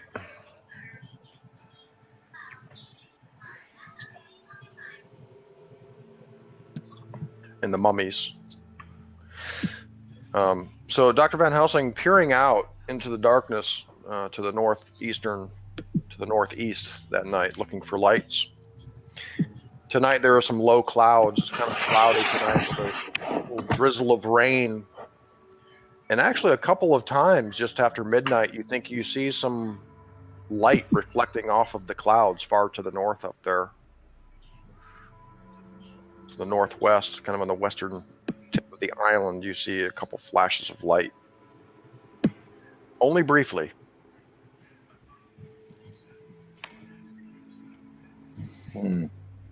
Interesting. Confirmation. There's some crazy jib-jab going up down there. Okay. And in the morning, you're able to, with the help of the family you're staying with, you're able to gather up a good half a dozen young men that are willing to serve you as guides or porters or whatever you need for your travels today. You're given a breakfast of, what do you know, mutton and sweet potatoes. Can we take a quick 5-minute break? Yeah, now would be a good time. I was just going to say that, actually. Sweet. Yeah, let's just take 5 here, and we'll do our expedition. All right, perfect.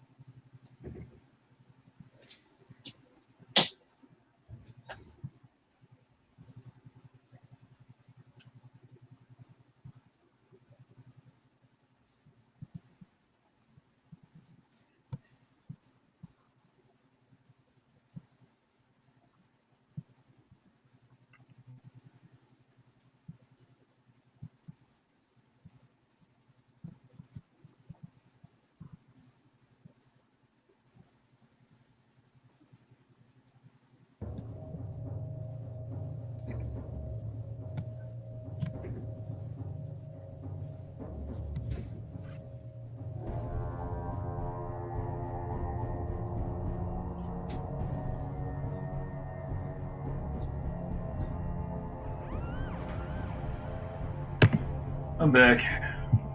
I'm still here. I'm here. I'm back. I'm here.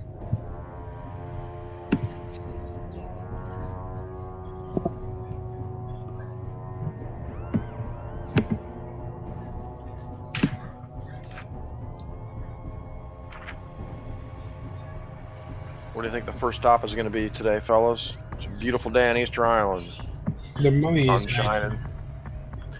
Thought we were going to go see the mummies. The Ahumoi. The so-called burial chamber that Professor Methrich thinks that he may have uncovered. Oh, and Sean, do I recognize that spell that I wrote down? I mean, or the words that ring any bells from any of the books I've read? Yeah, the ones that the Rancho said. Yep. No, not really, Tom, but of course you do recognize the fact the chant appears to contain the word Cthulhu, which could be transliterated as Cthulhu. Yeah. Otherwise, not really, no. Okay. Definitely does not sound like a native language to Easter Island, though. It does sound very similar to perhaps some of the language you've seen in the Necronomicon, specifically. Yeah, that's what I'm talking about. Yeah. But no real translation, though. I would say perhaps similar to some of the language used in the spell or spells used to raise or sink the island, as well as the ritual to open the tomb of Cthulhu. Lots of kind of guttural sounds in that language, you know. Voltigan, weird uses of G's, Farmgan, Voltigan, Mingle, shit like that. Basically, the occult version of German. Right. Yeah. Lee, you back? I am. Okay. That morning, you're paid a visit by Father Jorge. He's the Catholic priest on Easter Island. Oh, fantastic. Very jovial, rotund fellow. Should have brought the father. He introduces himself. Father Jorge does. We can invoke the father's name at will. That's right. He tells you he's been on Easter Island for about 20 years. He lives alone in a small house next to the church. He appears to be in his 50s. He's obese and quite devout. He blesses you several times in his first. And he just says, you know, he's glad to see some travelers, of some civilized travelers on the island. He just wanted to greet you and perhaps invite you for a meal sometime. He says, of course, and he just has a kind of a thick Spanish accent, which I'm not very good at, but he tells you that he's somewhat of an epicure, and he invites you to a magnificent seafood dinner at his home. He says, I maintain a careful selection of Chilean wines. Ooh. I mean, I think we should tell this guy we're here at the behest of the church. And since he's been here for 20 years, he can probably help us figure out a little bit more of the infrastructure and maybe have some pull. I think it's a great idea. Yeah. The doctor starts to invoke the name of the father. All right, we're going to cozy up to Father Jorge a little bit. Absolutely. Found him all about our relationship to the Archbishop. And the Pope. And the Pope, you know. He's quite pleased with that. We're on a mission from God. Basically, yeah. I love it. Okay, yeah, he warms up to you very quickly. He invites you to his home to discuss what is at hand. All right, let's pay the priest a visit. All right, so you spend the morning at Father Jorge's place. It's a rather nice place, considering. And he just has some you guys have some general discussion, you know, over some morning wine with Father Jorge. He explains to you, you know, some of his hobbies. Anthropology is a bit of a hobby with him. You can see he has what appears to be a rather vast library on anthropological studies, publications. He says he's especially interested in South Sea island cultures and lets you know rather proudly that he speaks Polynesian well, he tells you. And his home just seems to be kind of overflowing with books, not only anthropology, but a lot of books on food and drink, which seems rather appropriate given his disposition. Any Cthulian tomes lying around? I don't know. During the morning, you may have a chance to step away and inspect it a little closer, Tom. I ask for permission to take pictures of his home. Oh, certainly, young man. Why aren't you drinking? Do some spot hidden. Gives you a glass of wine. Give me a library use roll, Tom.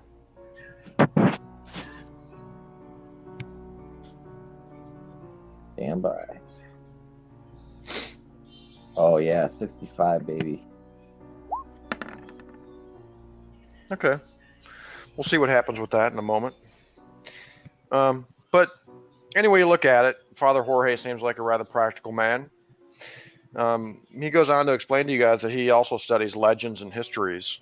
And he explains to you that he does this because I wish to understand the people better, you see. More wine? Oh, yes, absolutely. And sometime during the discussion, he tells you just flat out, like, I'm not a superstitious man. I'm rather devout, actually. Of course. As servants of the church, we understand exactly. Tom, it looks like among the books, especially a lot of these anthropological books, they appear to be rather mundane texts in comparison to some that you've seen, of course, within the last year or so. But some of them actually do look very interesting, probably jam-packed full of information of Polynesian culture, mostly. Several books on Easter Island native cultures. But no real apparent kind of occulty or superstitious, or certainly not mythos related. We'll check it out. I asked him if he minds if I can take a look at the book. Well, certainly. I could share with you. I could answer any questions you may have about our local culture or just Polynesian studies in general, Doctor. Is there anything specific that you would like to know? Some of the ancient religions and customs, like why they all look up at the stars and sing the same song every night. Oh yes, of course. And then he goes on to tell you. He says, until the coming of the church on Easter Island, the islanders worshipped Maki Maki, a pagan god of creation, which is typical of the Polynesian cultures, monotheistic for the most part. And he says, although Easter Island has a little bit of a more unusual history in that a certain religious cult here on the island died out many years ago, and it seems to have involved some form of birdman carvings, of course, which can be seen in the rocks all over the island. It was called the Tangata-Manu, the cult of the birdman. And when the Tangata-Manu wished to elect a new priest, the aspirants would line up on the cliff of the birdmen at the base of Ranokau and dive into the water as a signal and swim for the small island of Motu Nui, which had religious significance, I believe. And the first man to reach the island became the new priest. He kind of goes on a little bit about that, and then he kind of changes subjects. He says the islanders say that they were not the first people on the island, but were preceded by a people they called the Long Ears. And it was the Long Ears who raised the island's famous statues, they say. The statues are called moai, and some are supposed to have magical powers of some kind that they believe protect them, while others do not. And most of the statues, of course, are nearly effaced by the effects of the weather. But the most perfect statues are those on the slopes of Ranu Raraku, which is actually volcano where the lights are appearing. And he goes on a little bit more about that, and maybe you guys have some general questions and he answers them. But he finishes by saying that the islanders say that their fathers killed all of the long ears in a great battle many years ago because of some evil done against them. But Islander history does not say what the evil was. More wine? Have you seen the lights coming from Ranu Raku? Says no, but some of my servants have mentioned that the shepherds, the rancheros on the island, have reported such things. But remember, they are a very basic and primitive people, very superstitious. I would not be surprised if what they're seeing is lightning from the storms to the north of the island that pass pretty often in the night.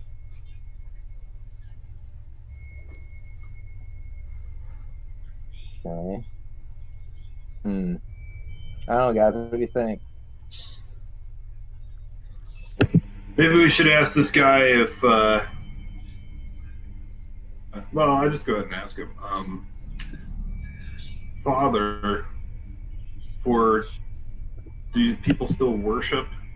And is there somebody who's knows the most about these that we could talk to? He says, well, maybe some of the older villagers in the Hangro village still hold on to such superstitions, but we in the church have been quite successful in teaching them the truth. Many of them are converted. I gotcha. Of course, the church spreads its wisdom wherever it goes, Father. Indeed.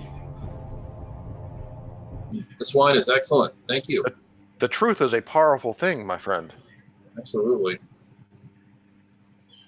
I think we tapped this guy, man. Yep. I think maybe time to head out to the mummies.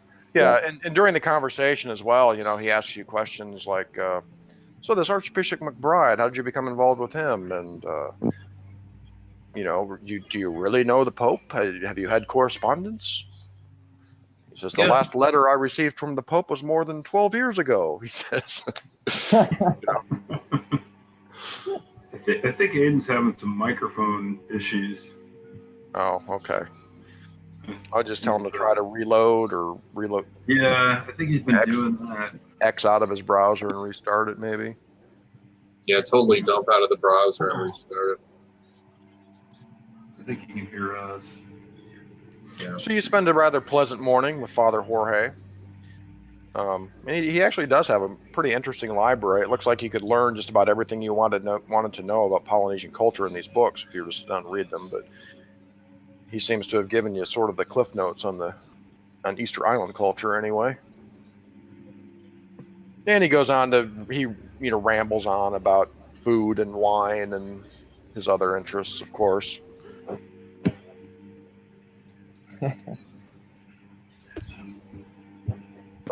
So you're able to gather up some men. Yeah, we get a little party together. Yeah. So you're able to about 6 natives. Do they have donkeys or pack horses or anything like that? Nope. Not really. So they're carrying the gear, okay. Yeah. It seems pretty much everything is on foot on this island.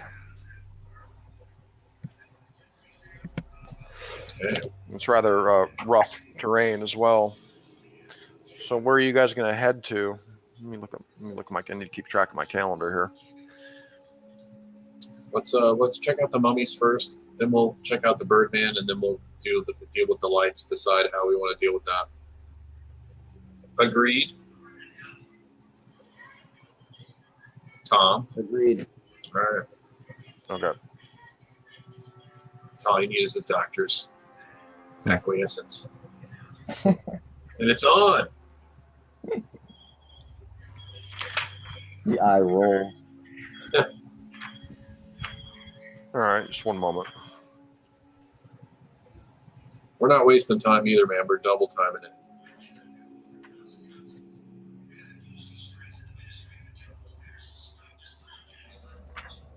We can hear you again, Aiden.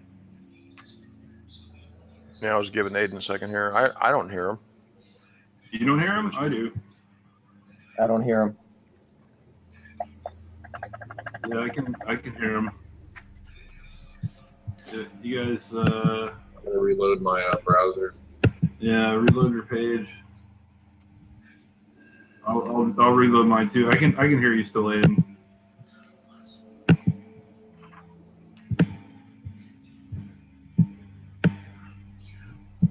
I think he's reloading his page. Haha. Okay, I'll give him a sec here.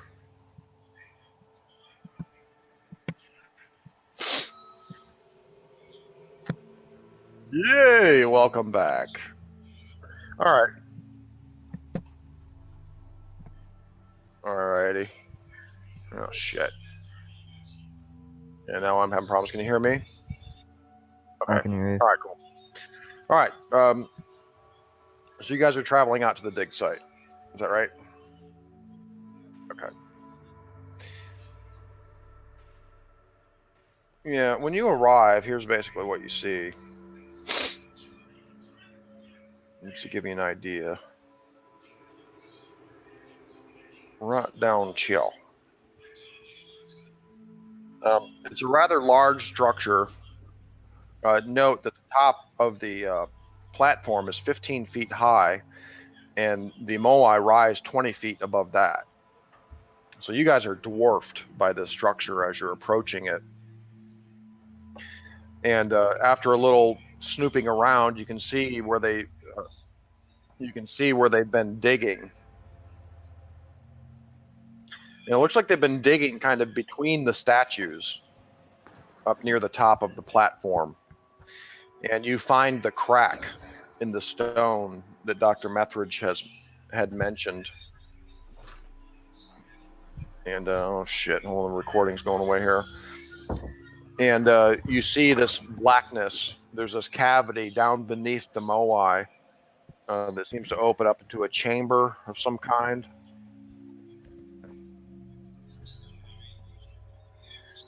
And as you shine your flashlights down there, you catch a glimpse of these niches in this small chamber that hold these upright mummies.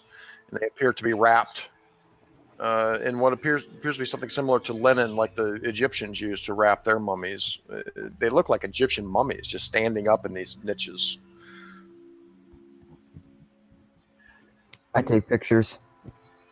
There are 8 mummies. You know, you can see in your flashlight as you're shining it down there.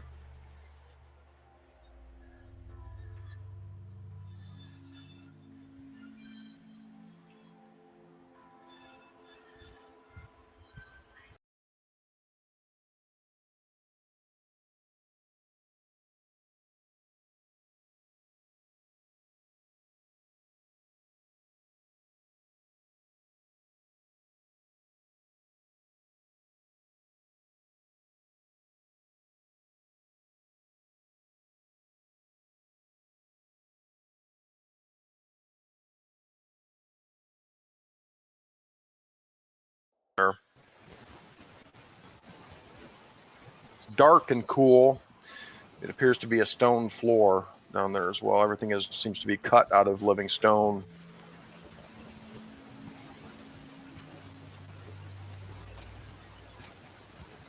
Says Dr. Van Helsing.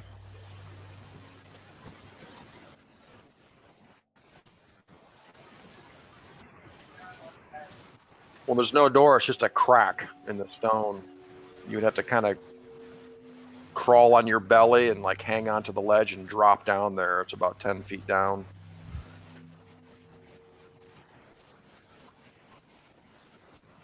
One at a time. I mean, there's enough room for all of you down there, but you would have to crawl through the crack one at a time to get down there.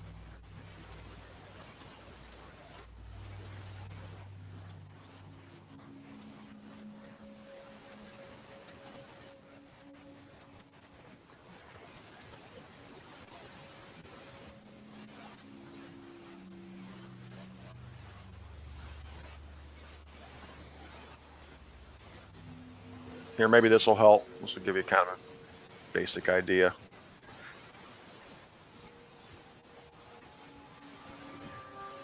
Okay.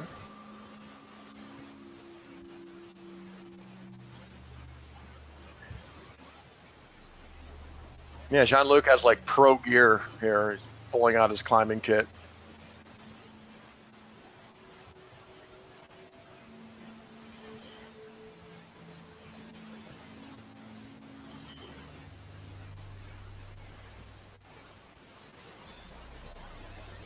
Okay.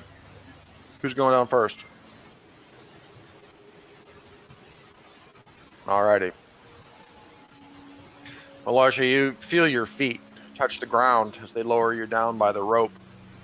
It's very cool down here. It's like 30 degrees cooler down in here than it is out in the open air. And you've got your flashlight and you're looking at these mummies. And they don't look like they've been disturbed at all. They look at that as if they've been there for a very, very long time. You do note in the northern wall to your right, there's also a large crack or a fissure in the wall that looks like it leads back into another chamber, not too far beyond that. I wait for bear. Okay, you do. You can give me an archaeology or a chemistry roll. I don't know. I know that's really not your bag, but you never know. I'm just going to do archaeology.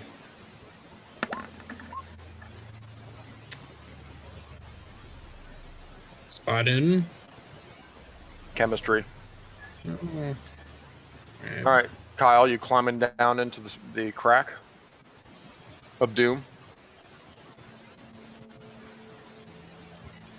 Do we have a Kyle. rope going down? Is there a rope? I prefer to think of it as the crack of knowledge. Okay, let's go with that. Go down the crack of knowledge. Sounds better than the crack of doom. Yeah. All right, Kyle, are you there? Knock, knock. Kyle, Bear, sweet Sword bear. on- sweet bear. I used the sword on bear. All right, Under rear. bear climbing down the crack. Knowledge. Aiden, Aloysia, you do notice a couple of the mummies' bandages have decayed and crumbled a bit, and you can see exposed bones of the mummies in two of them.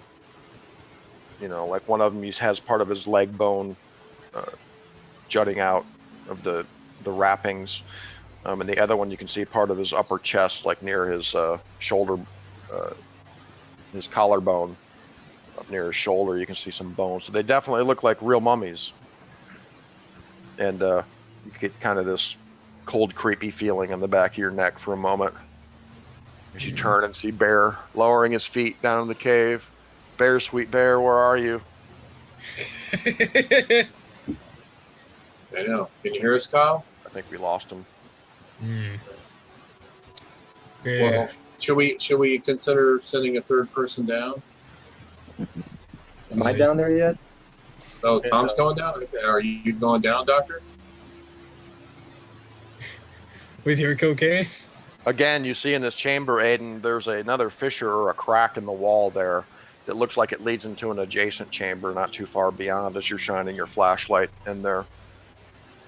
It's hard to see what might be back in there, though. So as Methridge mentioned, he said not only was there a chamber, but perhaps some catacombs. There may be more chambers or structures down here. As soon as they found those artifacts here, remember, that's when the disappearances happened, so they really didn't have a chance to explore much further than this chamber, what he was telling you. I get my sword out. Shing! The gleam of steel is seen below. Silver, actually, but Kyle? Knock, knock. All right, well, He's having to reboot his laptop. He just sent me a message. okay. Let's see what happens. Okay. Hey! Can you guys hear me? Yeah. Sweet So- bear. Yes. I use my All right. sword on you. All right, so Kyle, Elisha goes down the Hello? rope, and you Hello. no hear me? Yeah, I hear you. I'm talking to Can Kyle. you guys hear me? I don't think he can. No, can hear you. Yes. Yes. no, he hasn't reloaded Okay, I yet. can don't hear think. you, Aiden. Yay. I mean, everybody hit the reconnect button on their little avatar at the bottom there. It's a little sort of. Everybody sounds like a robot. Reconnection. All right, can you hear me now, Kyle? Oh, he's stuck. His shit is frozen there. Shit.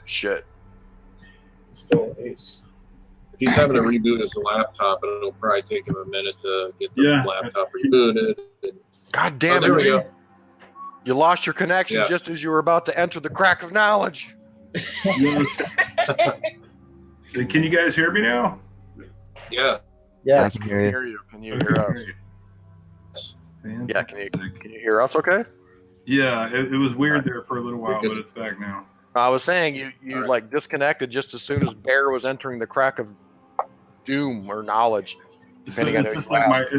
it's just You like my entered real the life. crack of knowledge. All right, so Elisha has lowered himself down into this chamber. He's shining his flashlight. You can see him. He's inspecting these mummies and these niches in the wall.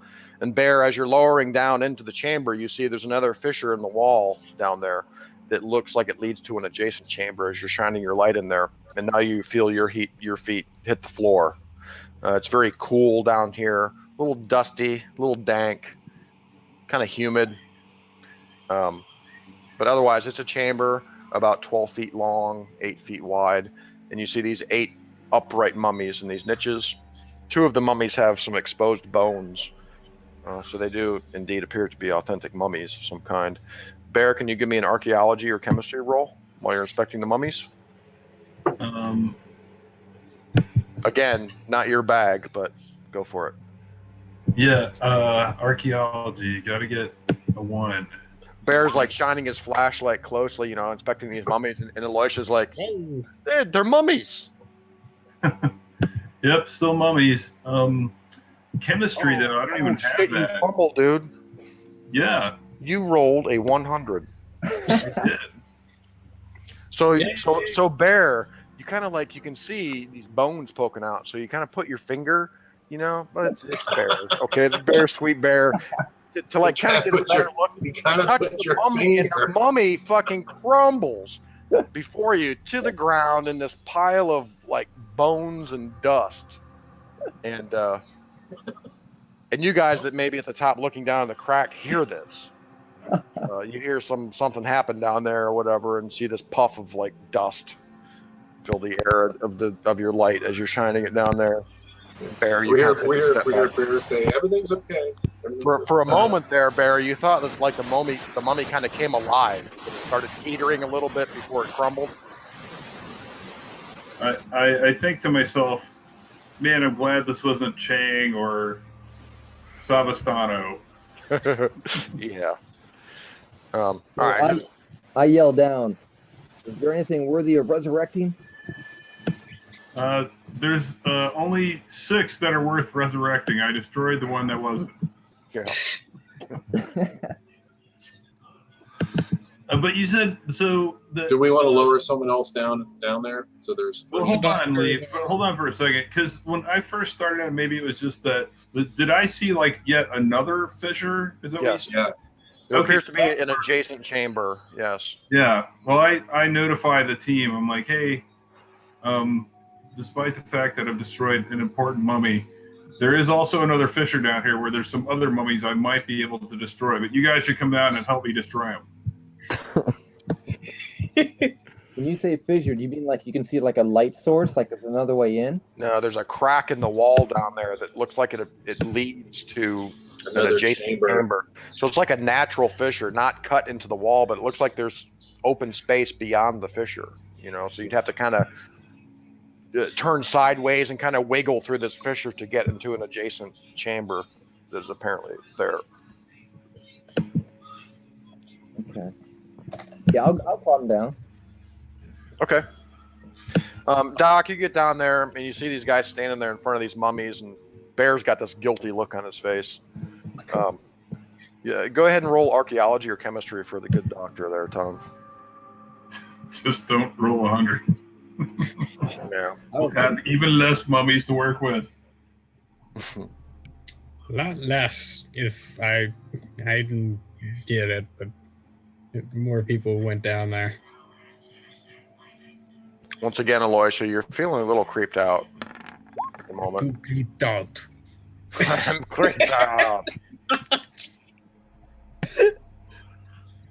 All right. Archaeology, Tom, not anthropology. Oh, Or chemistry. Try chemistry. You have chemistry. oh, I do have chemistry.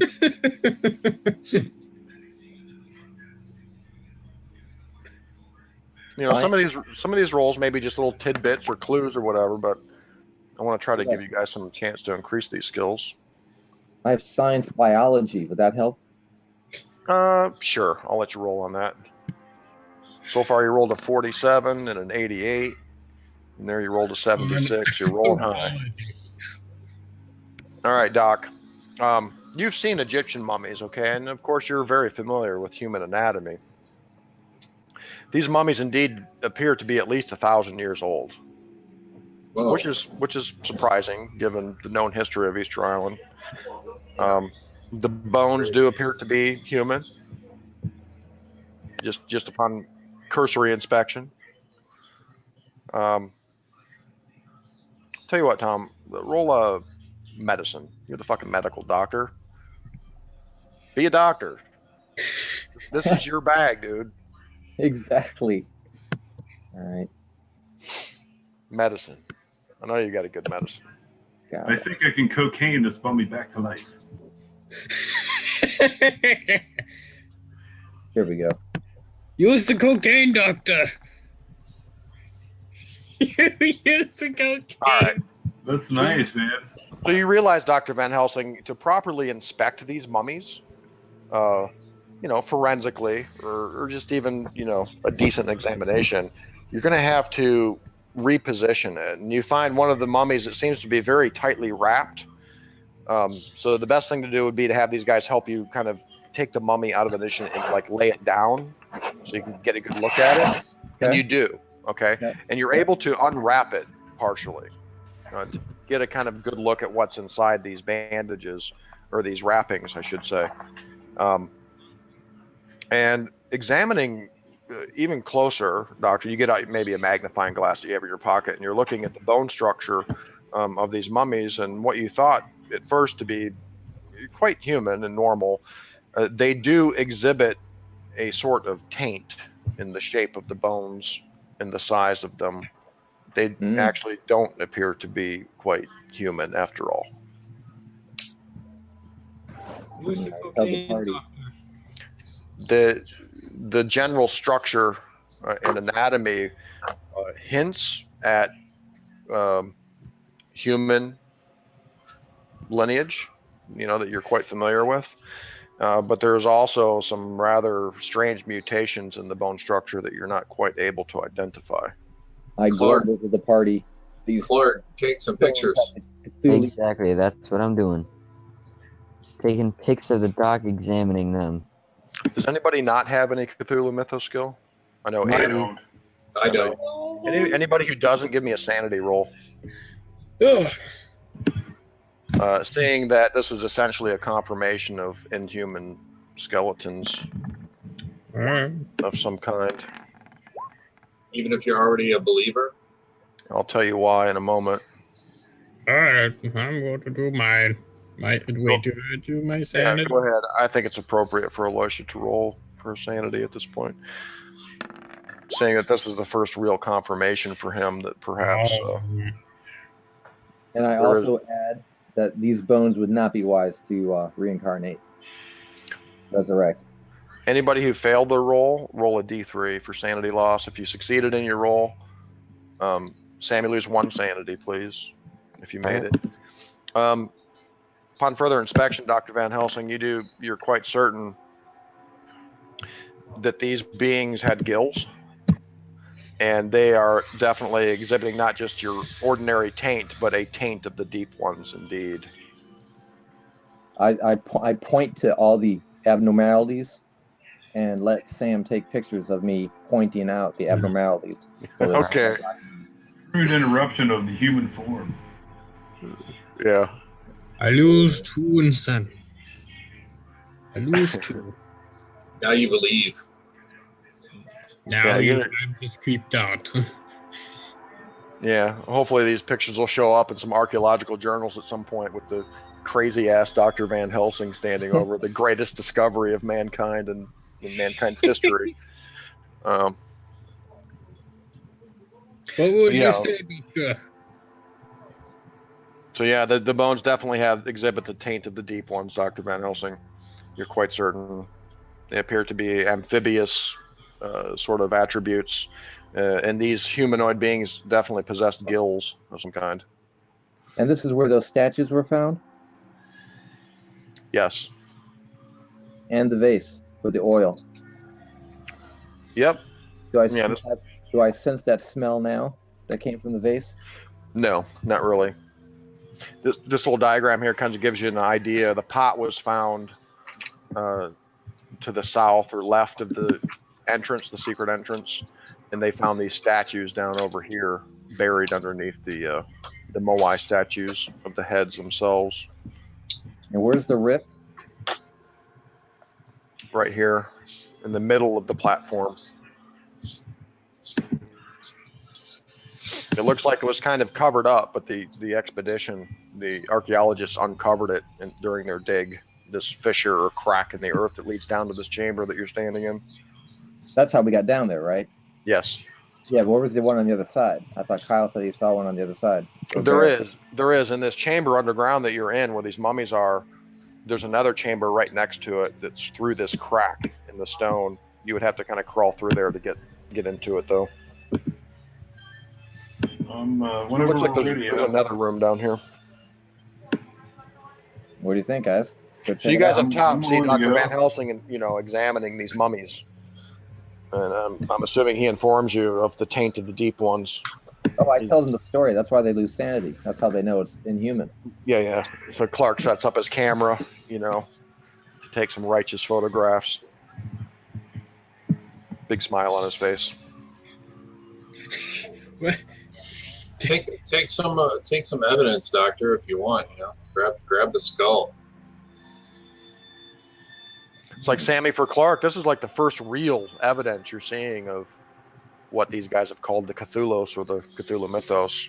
The first real tangible evidence that you've come across, because of course these invisible beings you encountered in the desert. I don't think you were able to get any photographs of them or anything. So it's pretty big for you, I would imagine. Yeah, I'm finally gonna make that news channel I've always wanted. You're gonna get a freaking Pulitzer Prize, dude, for this. Nobel Prize. That's what I'm going for. Yeah. All right. So I think Jean-Luc and Jean-Luc, you're still up top, or are you coming down? I'm still up top. I'm definitely checking our six. Yeah. I'm looking around, man. I'm making sure no one's coming up behind us. And well, you notice these native guys that are with you, and Pierre's with you as well. These native guys are kind of standing back. They seem a little nervous, fidgety. They're speaking softly among themselves. They seem to be rather uneasy at the moment. Got something to say? I ask Pierre, what are they mumbling? Oh, I think they are just frightened. Yeah, I'll reassure them. He starts talking to them in Spanish, trying to calm them down or whatever. But nothing unusual, Jean-Luc. It's a sunny day. It's beautiful. Okay. Although you do see the significant mutations in the skeletons down there as they've opened up the wrappings. It's a little disturbing. Need you to roll your sanity too. It looks like you already made it. Okay. Yeah. So it seems like what Dr. Underbook was talking with these deep ones, perhaps mating with humans. It's a thing. It's a thing. It's reality. Yes. Reality. All right. So, you guys Into want the someone else chamber. down there with you, or who wants to climb in there? Yeah. Yeah, I'm definitely up for climbing in there. Someone needs to stay behind in that second chamber, though. If all three of you are going to go in there, someone else should stay in that second chamber. What do we have on us? We have our guns or no guns yet? No guns. You have your No your guns. blessed blade, and you have the powder of Indagazi and the dust of Suleiman and whatever silver and blessed weapons you brought with you. I mean, your 4 ounces of cocaine. Yeah. Okay. And let's see. Here's the cocaine. Oh, in your doctor bag. Of course. I also have some flares and flask of oil, things like that. Right. Okay. And while we're down here, this is a good time for Bear to smoke a cigar. So he gets one out and starts smoking it. I imagine Dr. Van Helsing kind of kneeling over this mummy, with Aloysia standing there, and Van Helsing's like, "Boy, give me those forceps out of that bag." Kind of thing, like giving instructions to the Russian, and he doesn't understand a word you're saying. Forceps? Did you call my mom my mother? What? Did you call Mother Russia? Bear tries to help translate for the doctor's social fumblings once again. He's a good man, Aloysia. I roll my eye. My eye, yeah. So Kyle, you said Bear wants to kind of climb through the fissure and check out the chamber that's beyond. Is that what you said? Yeah. You do. It's a somewhat smaller chamber. However, you can see several very roughly hewn tunnels leading out of this chamber. They seem to go at a slight down angle into the rock. 2 of them. And they're fairly narrow, 3 to 4 feet wide, roughly hewn. So indeed, it does look like there is a series of catacombs down here. They're kind of dark, water's kind of dripping from the ceiling from one passage. All right, well, I'll holler back through the fissure and say, "There are more tunnels this way." Get the hell out of there. John Luke says. I stay behind. Looking into one of the tunnels, Bear, not too far down, let's say, you take a couple steps into the tunnel just to get a better look down there. You can see that it's partially collapsed a little ways down one tunnel, but it looks like it could be cleared, just some medium-sized boulders down there. It looks like you could walk down these tunnels if you wanted to, although they're very narrow and slippery. Look around closely. Check the walls, check the floor, see if there's anything that's been dropped or any fresh footprints or anything like that. Get a tracking roll. That might be one I actually have. You are a big game hunter by trade. Track. I have track at 35. Hooray! Yes. You're not sure. You notice something on the floor over there by the wall. You're not sure, but it could possibly be a footprint of some kind. Two footprints, in fact. Oh, wait a minute. They look like footprints from webbed feet, although they're not very fresh. Fish people footprints down here. And you think to yourself, those mummies did not make that footprint.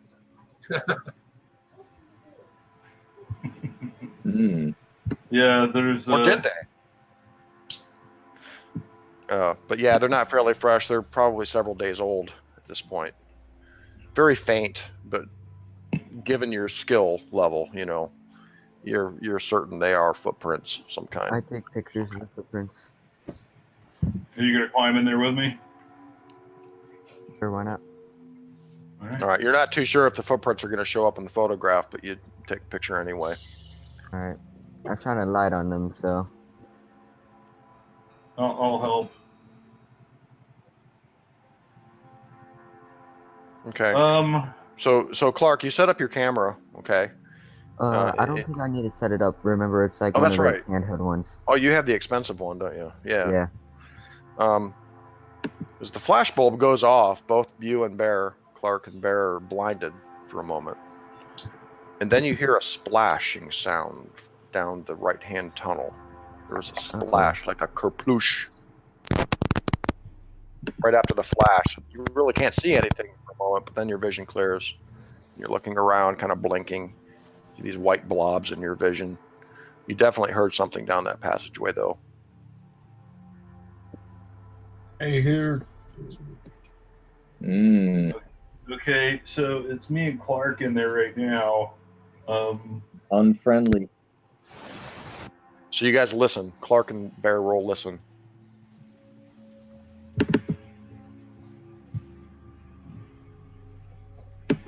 I said, let's get out of here. Oh. All right. All of a sudden, it's just kind of silence. You hear the dripping water from the other passageway, and that's all you hear. Or perhaps a shuffle from Aiden in the other room, shuffling his feet. You hear the doctor talking in there. But you hear the dripping water. And as your vision begins to clear, here, let me roll.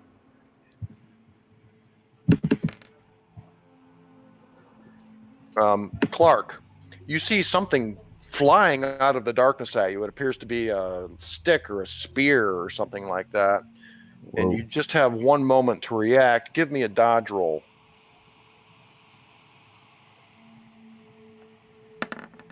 Yay! Bam. All right, you're able to kind of handy. fall down on your knees as this dark wooden, it appears to be wooden spear, flies out of the darkness and sticks into the rock wall behind you. Ding! It's kind of a short javelin, about 3 feet long. Looks like it's made out of some kind of dark wood with a metal tip. Rather primitive looking, but I grab it. something just threw a spear at you from that passageway over there. So you shine your lights and you're looking, and all you see in there, you just see shadows and darkness.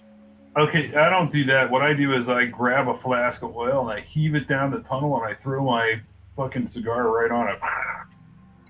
You do. You light it up. So Awesome. after a moment, Jean-Luc up top, and you guys in the other chamber see this black smoke kind of roiling through the fissure where, it goes into the other chamber. This black smoke starts rolling out. You hear a shout. And you've lit the entire passageway on fire down there. maybe 30 feet in. Do we hear anything or no? Just the crackling of fire and the drip of water from the other passageway. And this black smoke is pouring out of the passageway. All right, this is like Clark. Let's get out of here. Get out of here. I'll let him go first, and I'll stand with my axe out, just kind of watching. Okay, so you guys are retreating into the mummy room. Okay, yep, you do. As I go out, I grab the spear thingy. You do. The point of the spear breaks off in the rock as you grab it. And now you guys are all standing in the mummy room, except for Jean-Luc and the others who are standing looking down. Something threw a spear at us in there. So we lower some more ropes down, man. We start pulling them all up. Okay. You get everybody out. The natives seem to be rather fidgety and more upset now. And they're asking Pierre, what's going on? Pierre's trying to calm these guys down. And Pierre actually asks you, what's going on? What's happening? Nothing. Somebody down there tried to attack us.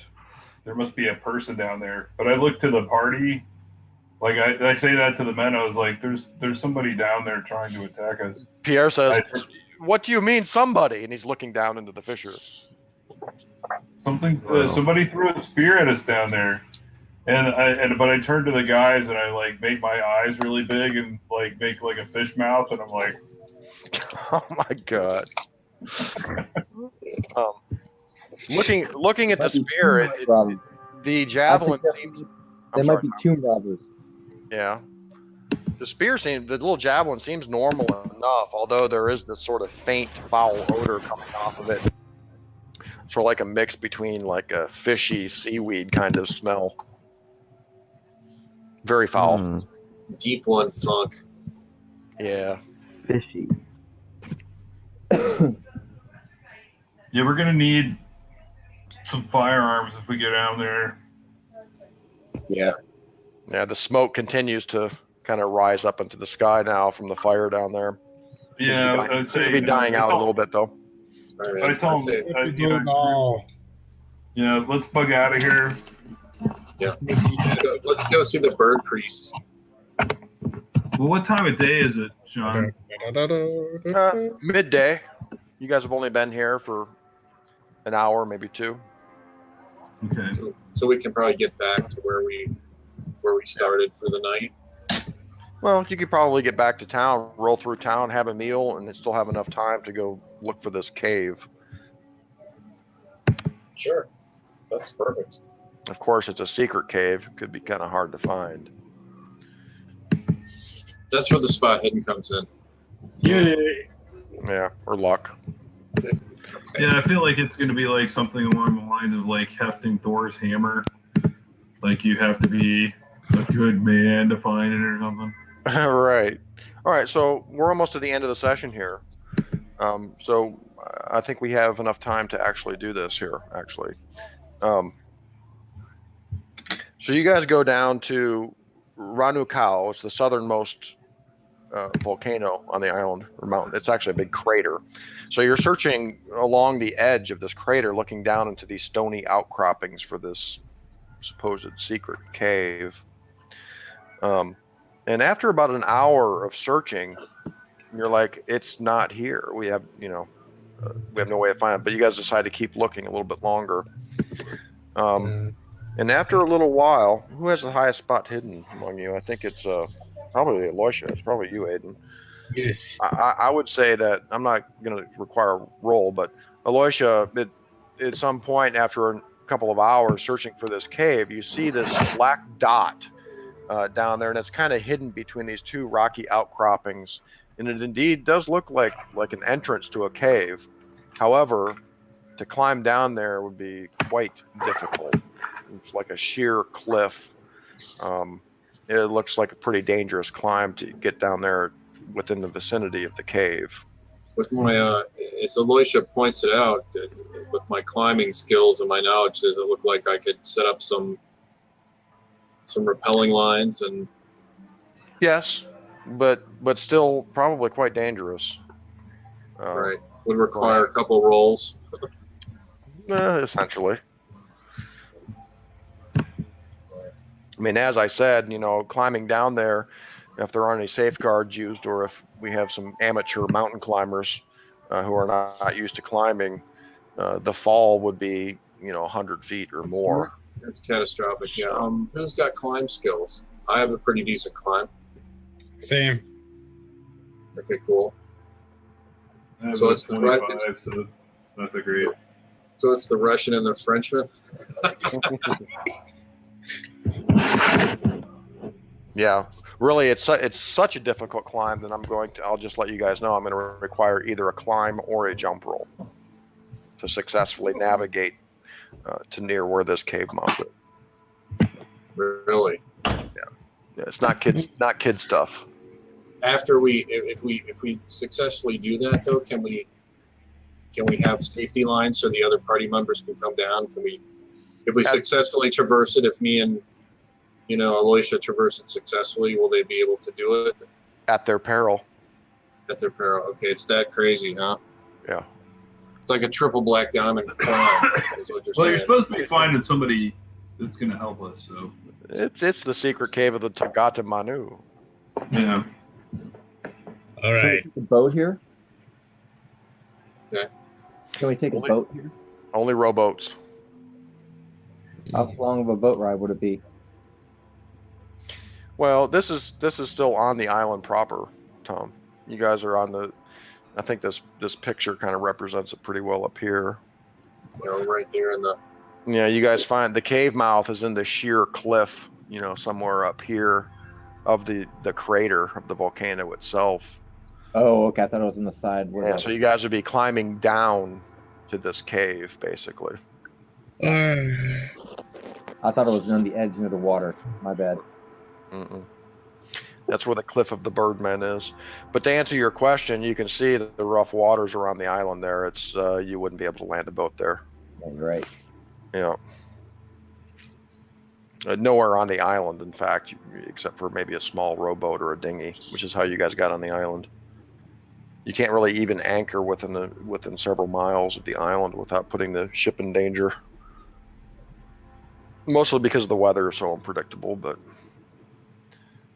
All right, so is anybody going to attempt to climb to the secret cave of the Tangata-Manu man?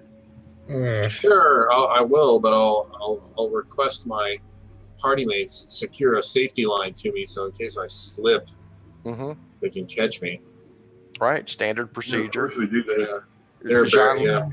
Yeah. Jean-Luc explains the safety precautions to you. And the same thing with Aloysia. Set him up with the safety line. Jesus. Kyle, you're making that Jesus. oil sound again. Sorry, bud. It's okay. All right, well, you're a brave man, Jean-Luc de Montmorency Laval. He's going to give it a go. Live. Look at that. You did live.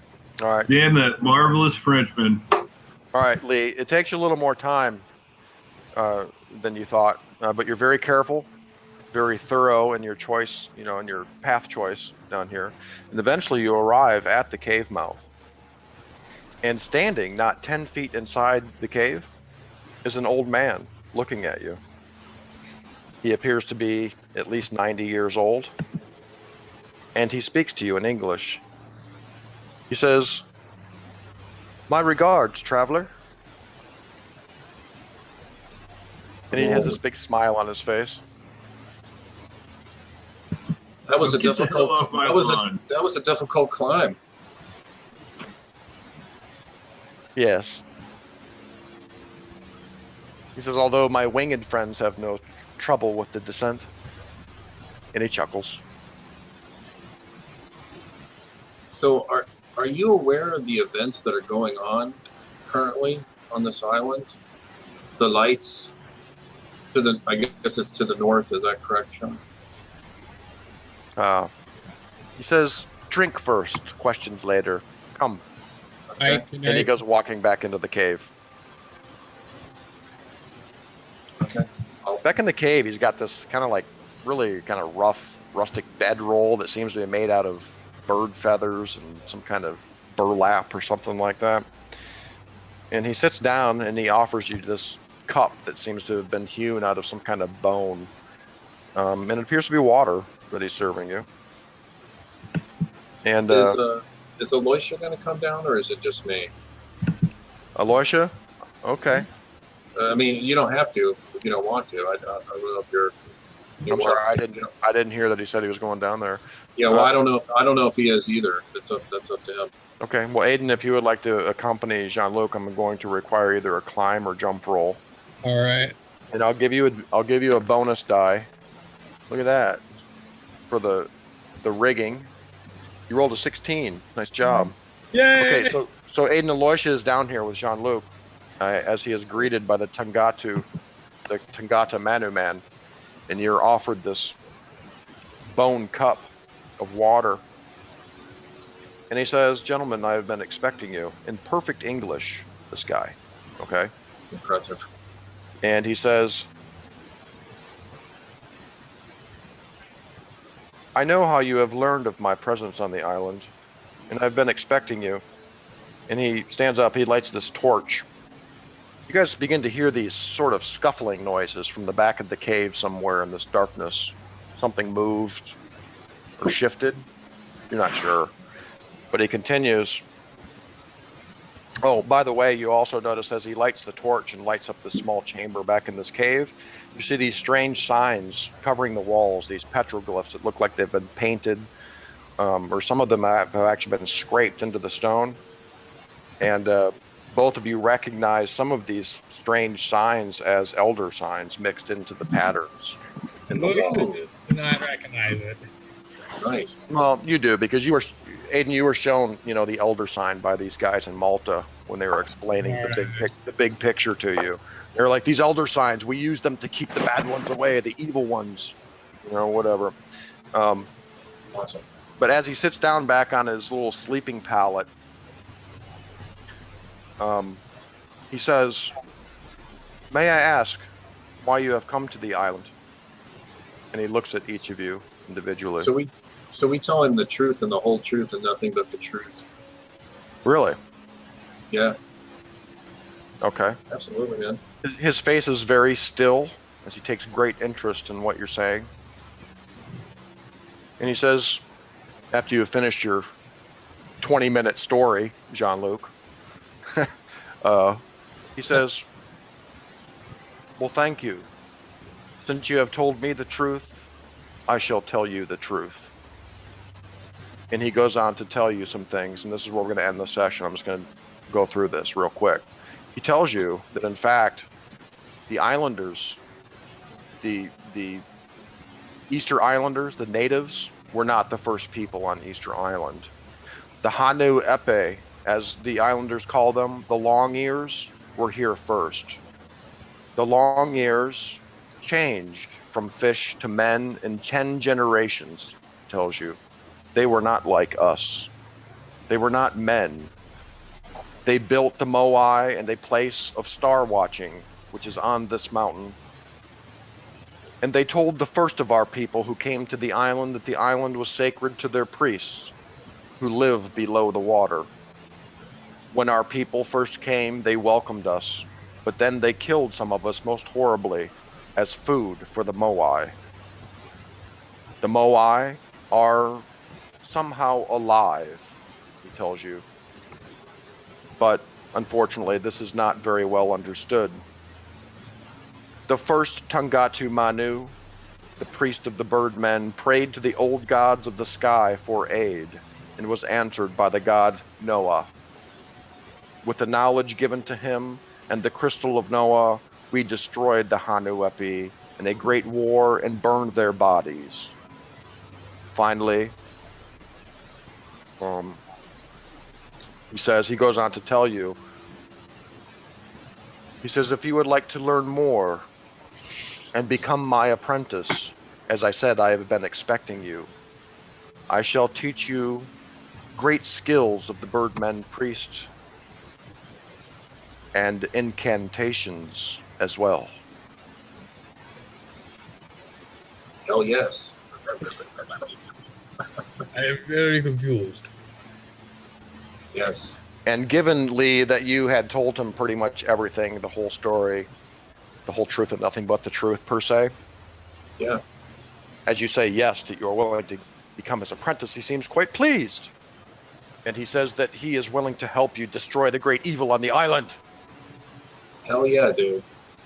So he goes back into his cave, and you hear some more shuffling back there. It sounds to you like there's another person back there or something, or if it's a person, it's a big person, because the shuffling and scraping back there is rather loud.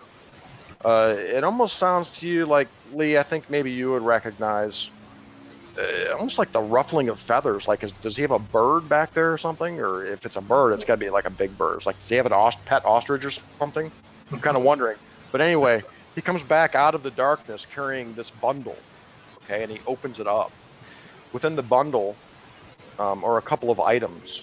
One of them appears to be a rough-hewn mask with ornately embedded seashells in it. And the other item is a short spear, sort of similar to the spear that was thrown at you. But this spear has engravings in it of some weird glyphs or something. And then he goes on to tell you that this is the mask of Noah. This is the spear of Noah, and I will lend you knowledge that will allow you to acquire even greater tools that you will need to defeat evil on the island. And then he tells you the story of the crystal of Noah and the crystal's use. The crystal is the size of a man's hand, and it glows softly. And when the words Noah, Noah, Nafal Fatan are spoken while holding the crystal, it emits a flash and a thin beam of light to smite your enemies. He tells you in order to obtain the crystal, you must travel to the cliff of the Birdmen and seek the underwater cave on Motu Nui, the island in the sea. All right. He goes on to say that there is an entrance to the cave of evil, the evil god in the side of the Ranu Raruko volcano. There you will find your enemy. To find the place of the evil god, you must go to Orongo, the place of star watching, a circle of low stones, and you must find the sign of the frog on one stone and sight it from across the keystone. That point marks the entrance to the cave of evil, it says. To find the cave of the crystal of Noah, you must go to the cliff of the Birdmen and look to Motu Nui, the sacred island, and 50 feet below the surface is the cave, an outcropping of rock the aspirants to priesthood would swim when choosing a new priest, tells you. Right. He says the Mask of Noah will allow this. Nice. I'm a pretty decent swimmer, actually. I don't know. Who else has decent swim good. skills? Me. Awesome. Awesome. Cool. And the only other information he really gives you as you're speaking to him, basically what he's doing is, looks like he's giving you guys some artifacts or something here that he says will help you, in your fight against the cave of evil, whatever, the evil god he calls it down there, as well as knowledge how to locate this crystal of Noah, which can be used as a weapon. But he also tells you in relation to an apprenticeship, if you were to stay with him, he tells you that he could teach you the art of communicating with the beasts and birds, as well as the ability to command them. He can also teach you how to imbue weapons with the strength of God, tells you, and an old skill handed through generations of the priests of the Birdmen, which allow us to speak all living languages of men.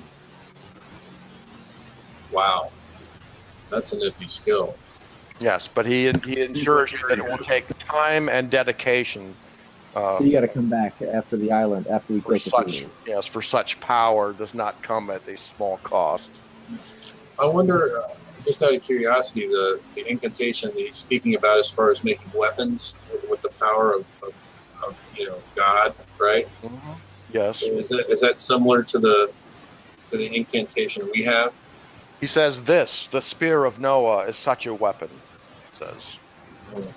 He says the weapon will always find its mark if thrown, and will smite evils from all. Well, wow. I don't want to be too specific, but he says it will smite evil. He says unerringly.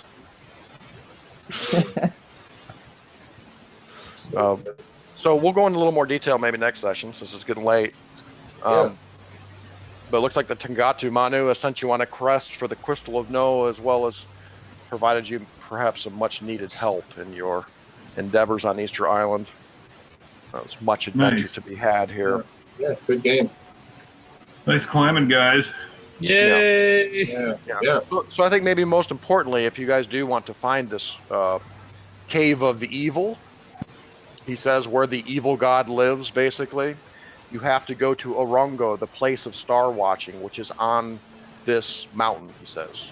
So somewhere around this crater are these sighting stones, and you have to find the sign of the frog on one stone and sight it across the keystone. and looking across the island, it's almost to the other side of the island. It will show you the location of the Cave of Evil. I bet it's where those lights are. I bet Exactly.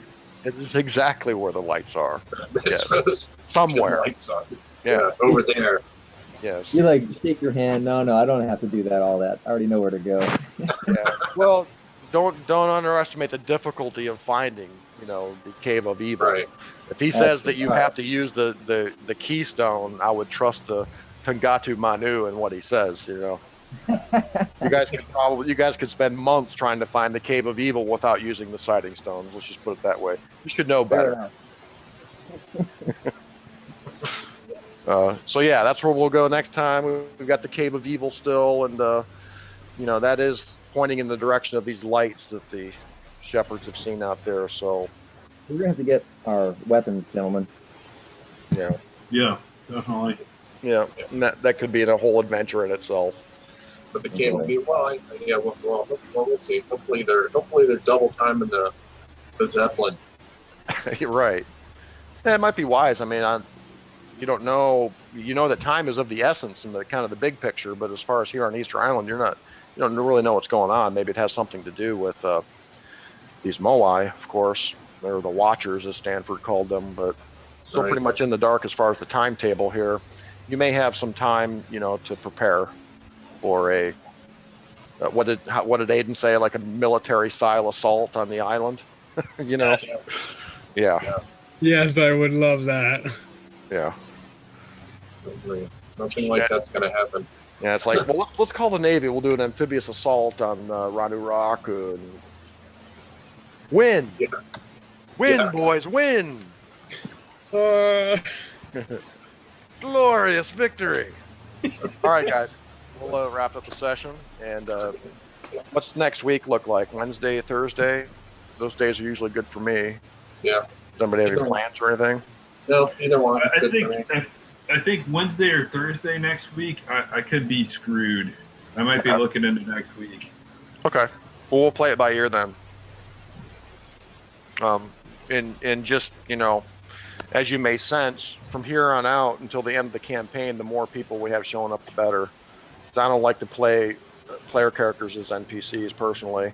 Although we could go to a system where, if it's okay with you guys, for people to play multiple characters, if you wish, it's up to you. Like if somebody doesn't make it, are you okay with somebody playing your character, kind of a thing? Ah, okay. Because I'm okay with that. Because usually, if you don't show up, I just kind of let your character kind of linger in the background, pretty much. Yeah, I'd be cool with that too. Okay. Well, we'll just play it by ear for next week then. But definitely Wednesday or Thursday, we'll play. I just hope everybody can make it. There's going to be some amazing moments here on Easter Island. I'd hate for you to miss it, honestly. I think mine's just going to be boiled down to travel. Yeah. Maybe in the air or whatever. Well, just let us know as soon as you know for sure. Yep. We'll work something out, okay? All right, John. Well, great game. Very, very good. Yeah, Great. definitely. I look forward to the next. You guys have a good night. Yeah, Good night. You too. Good night. All right, good night, Good night, guys. everybody. Bye. Right.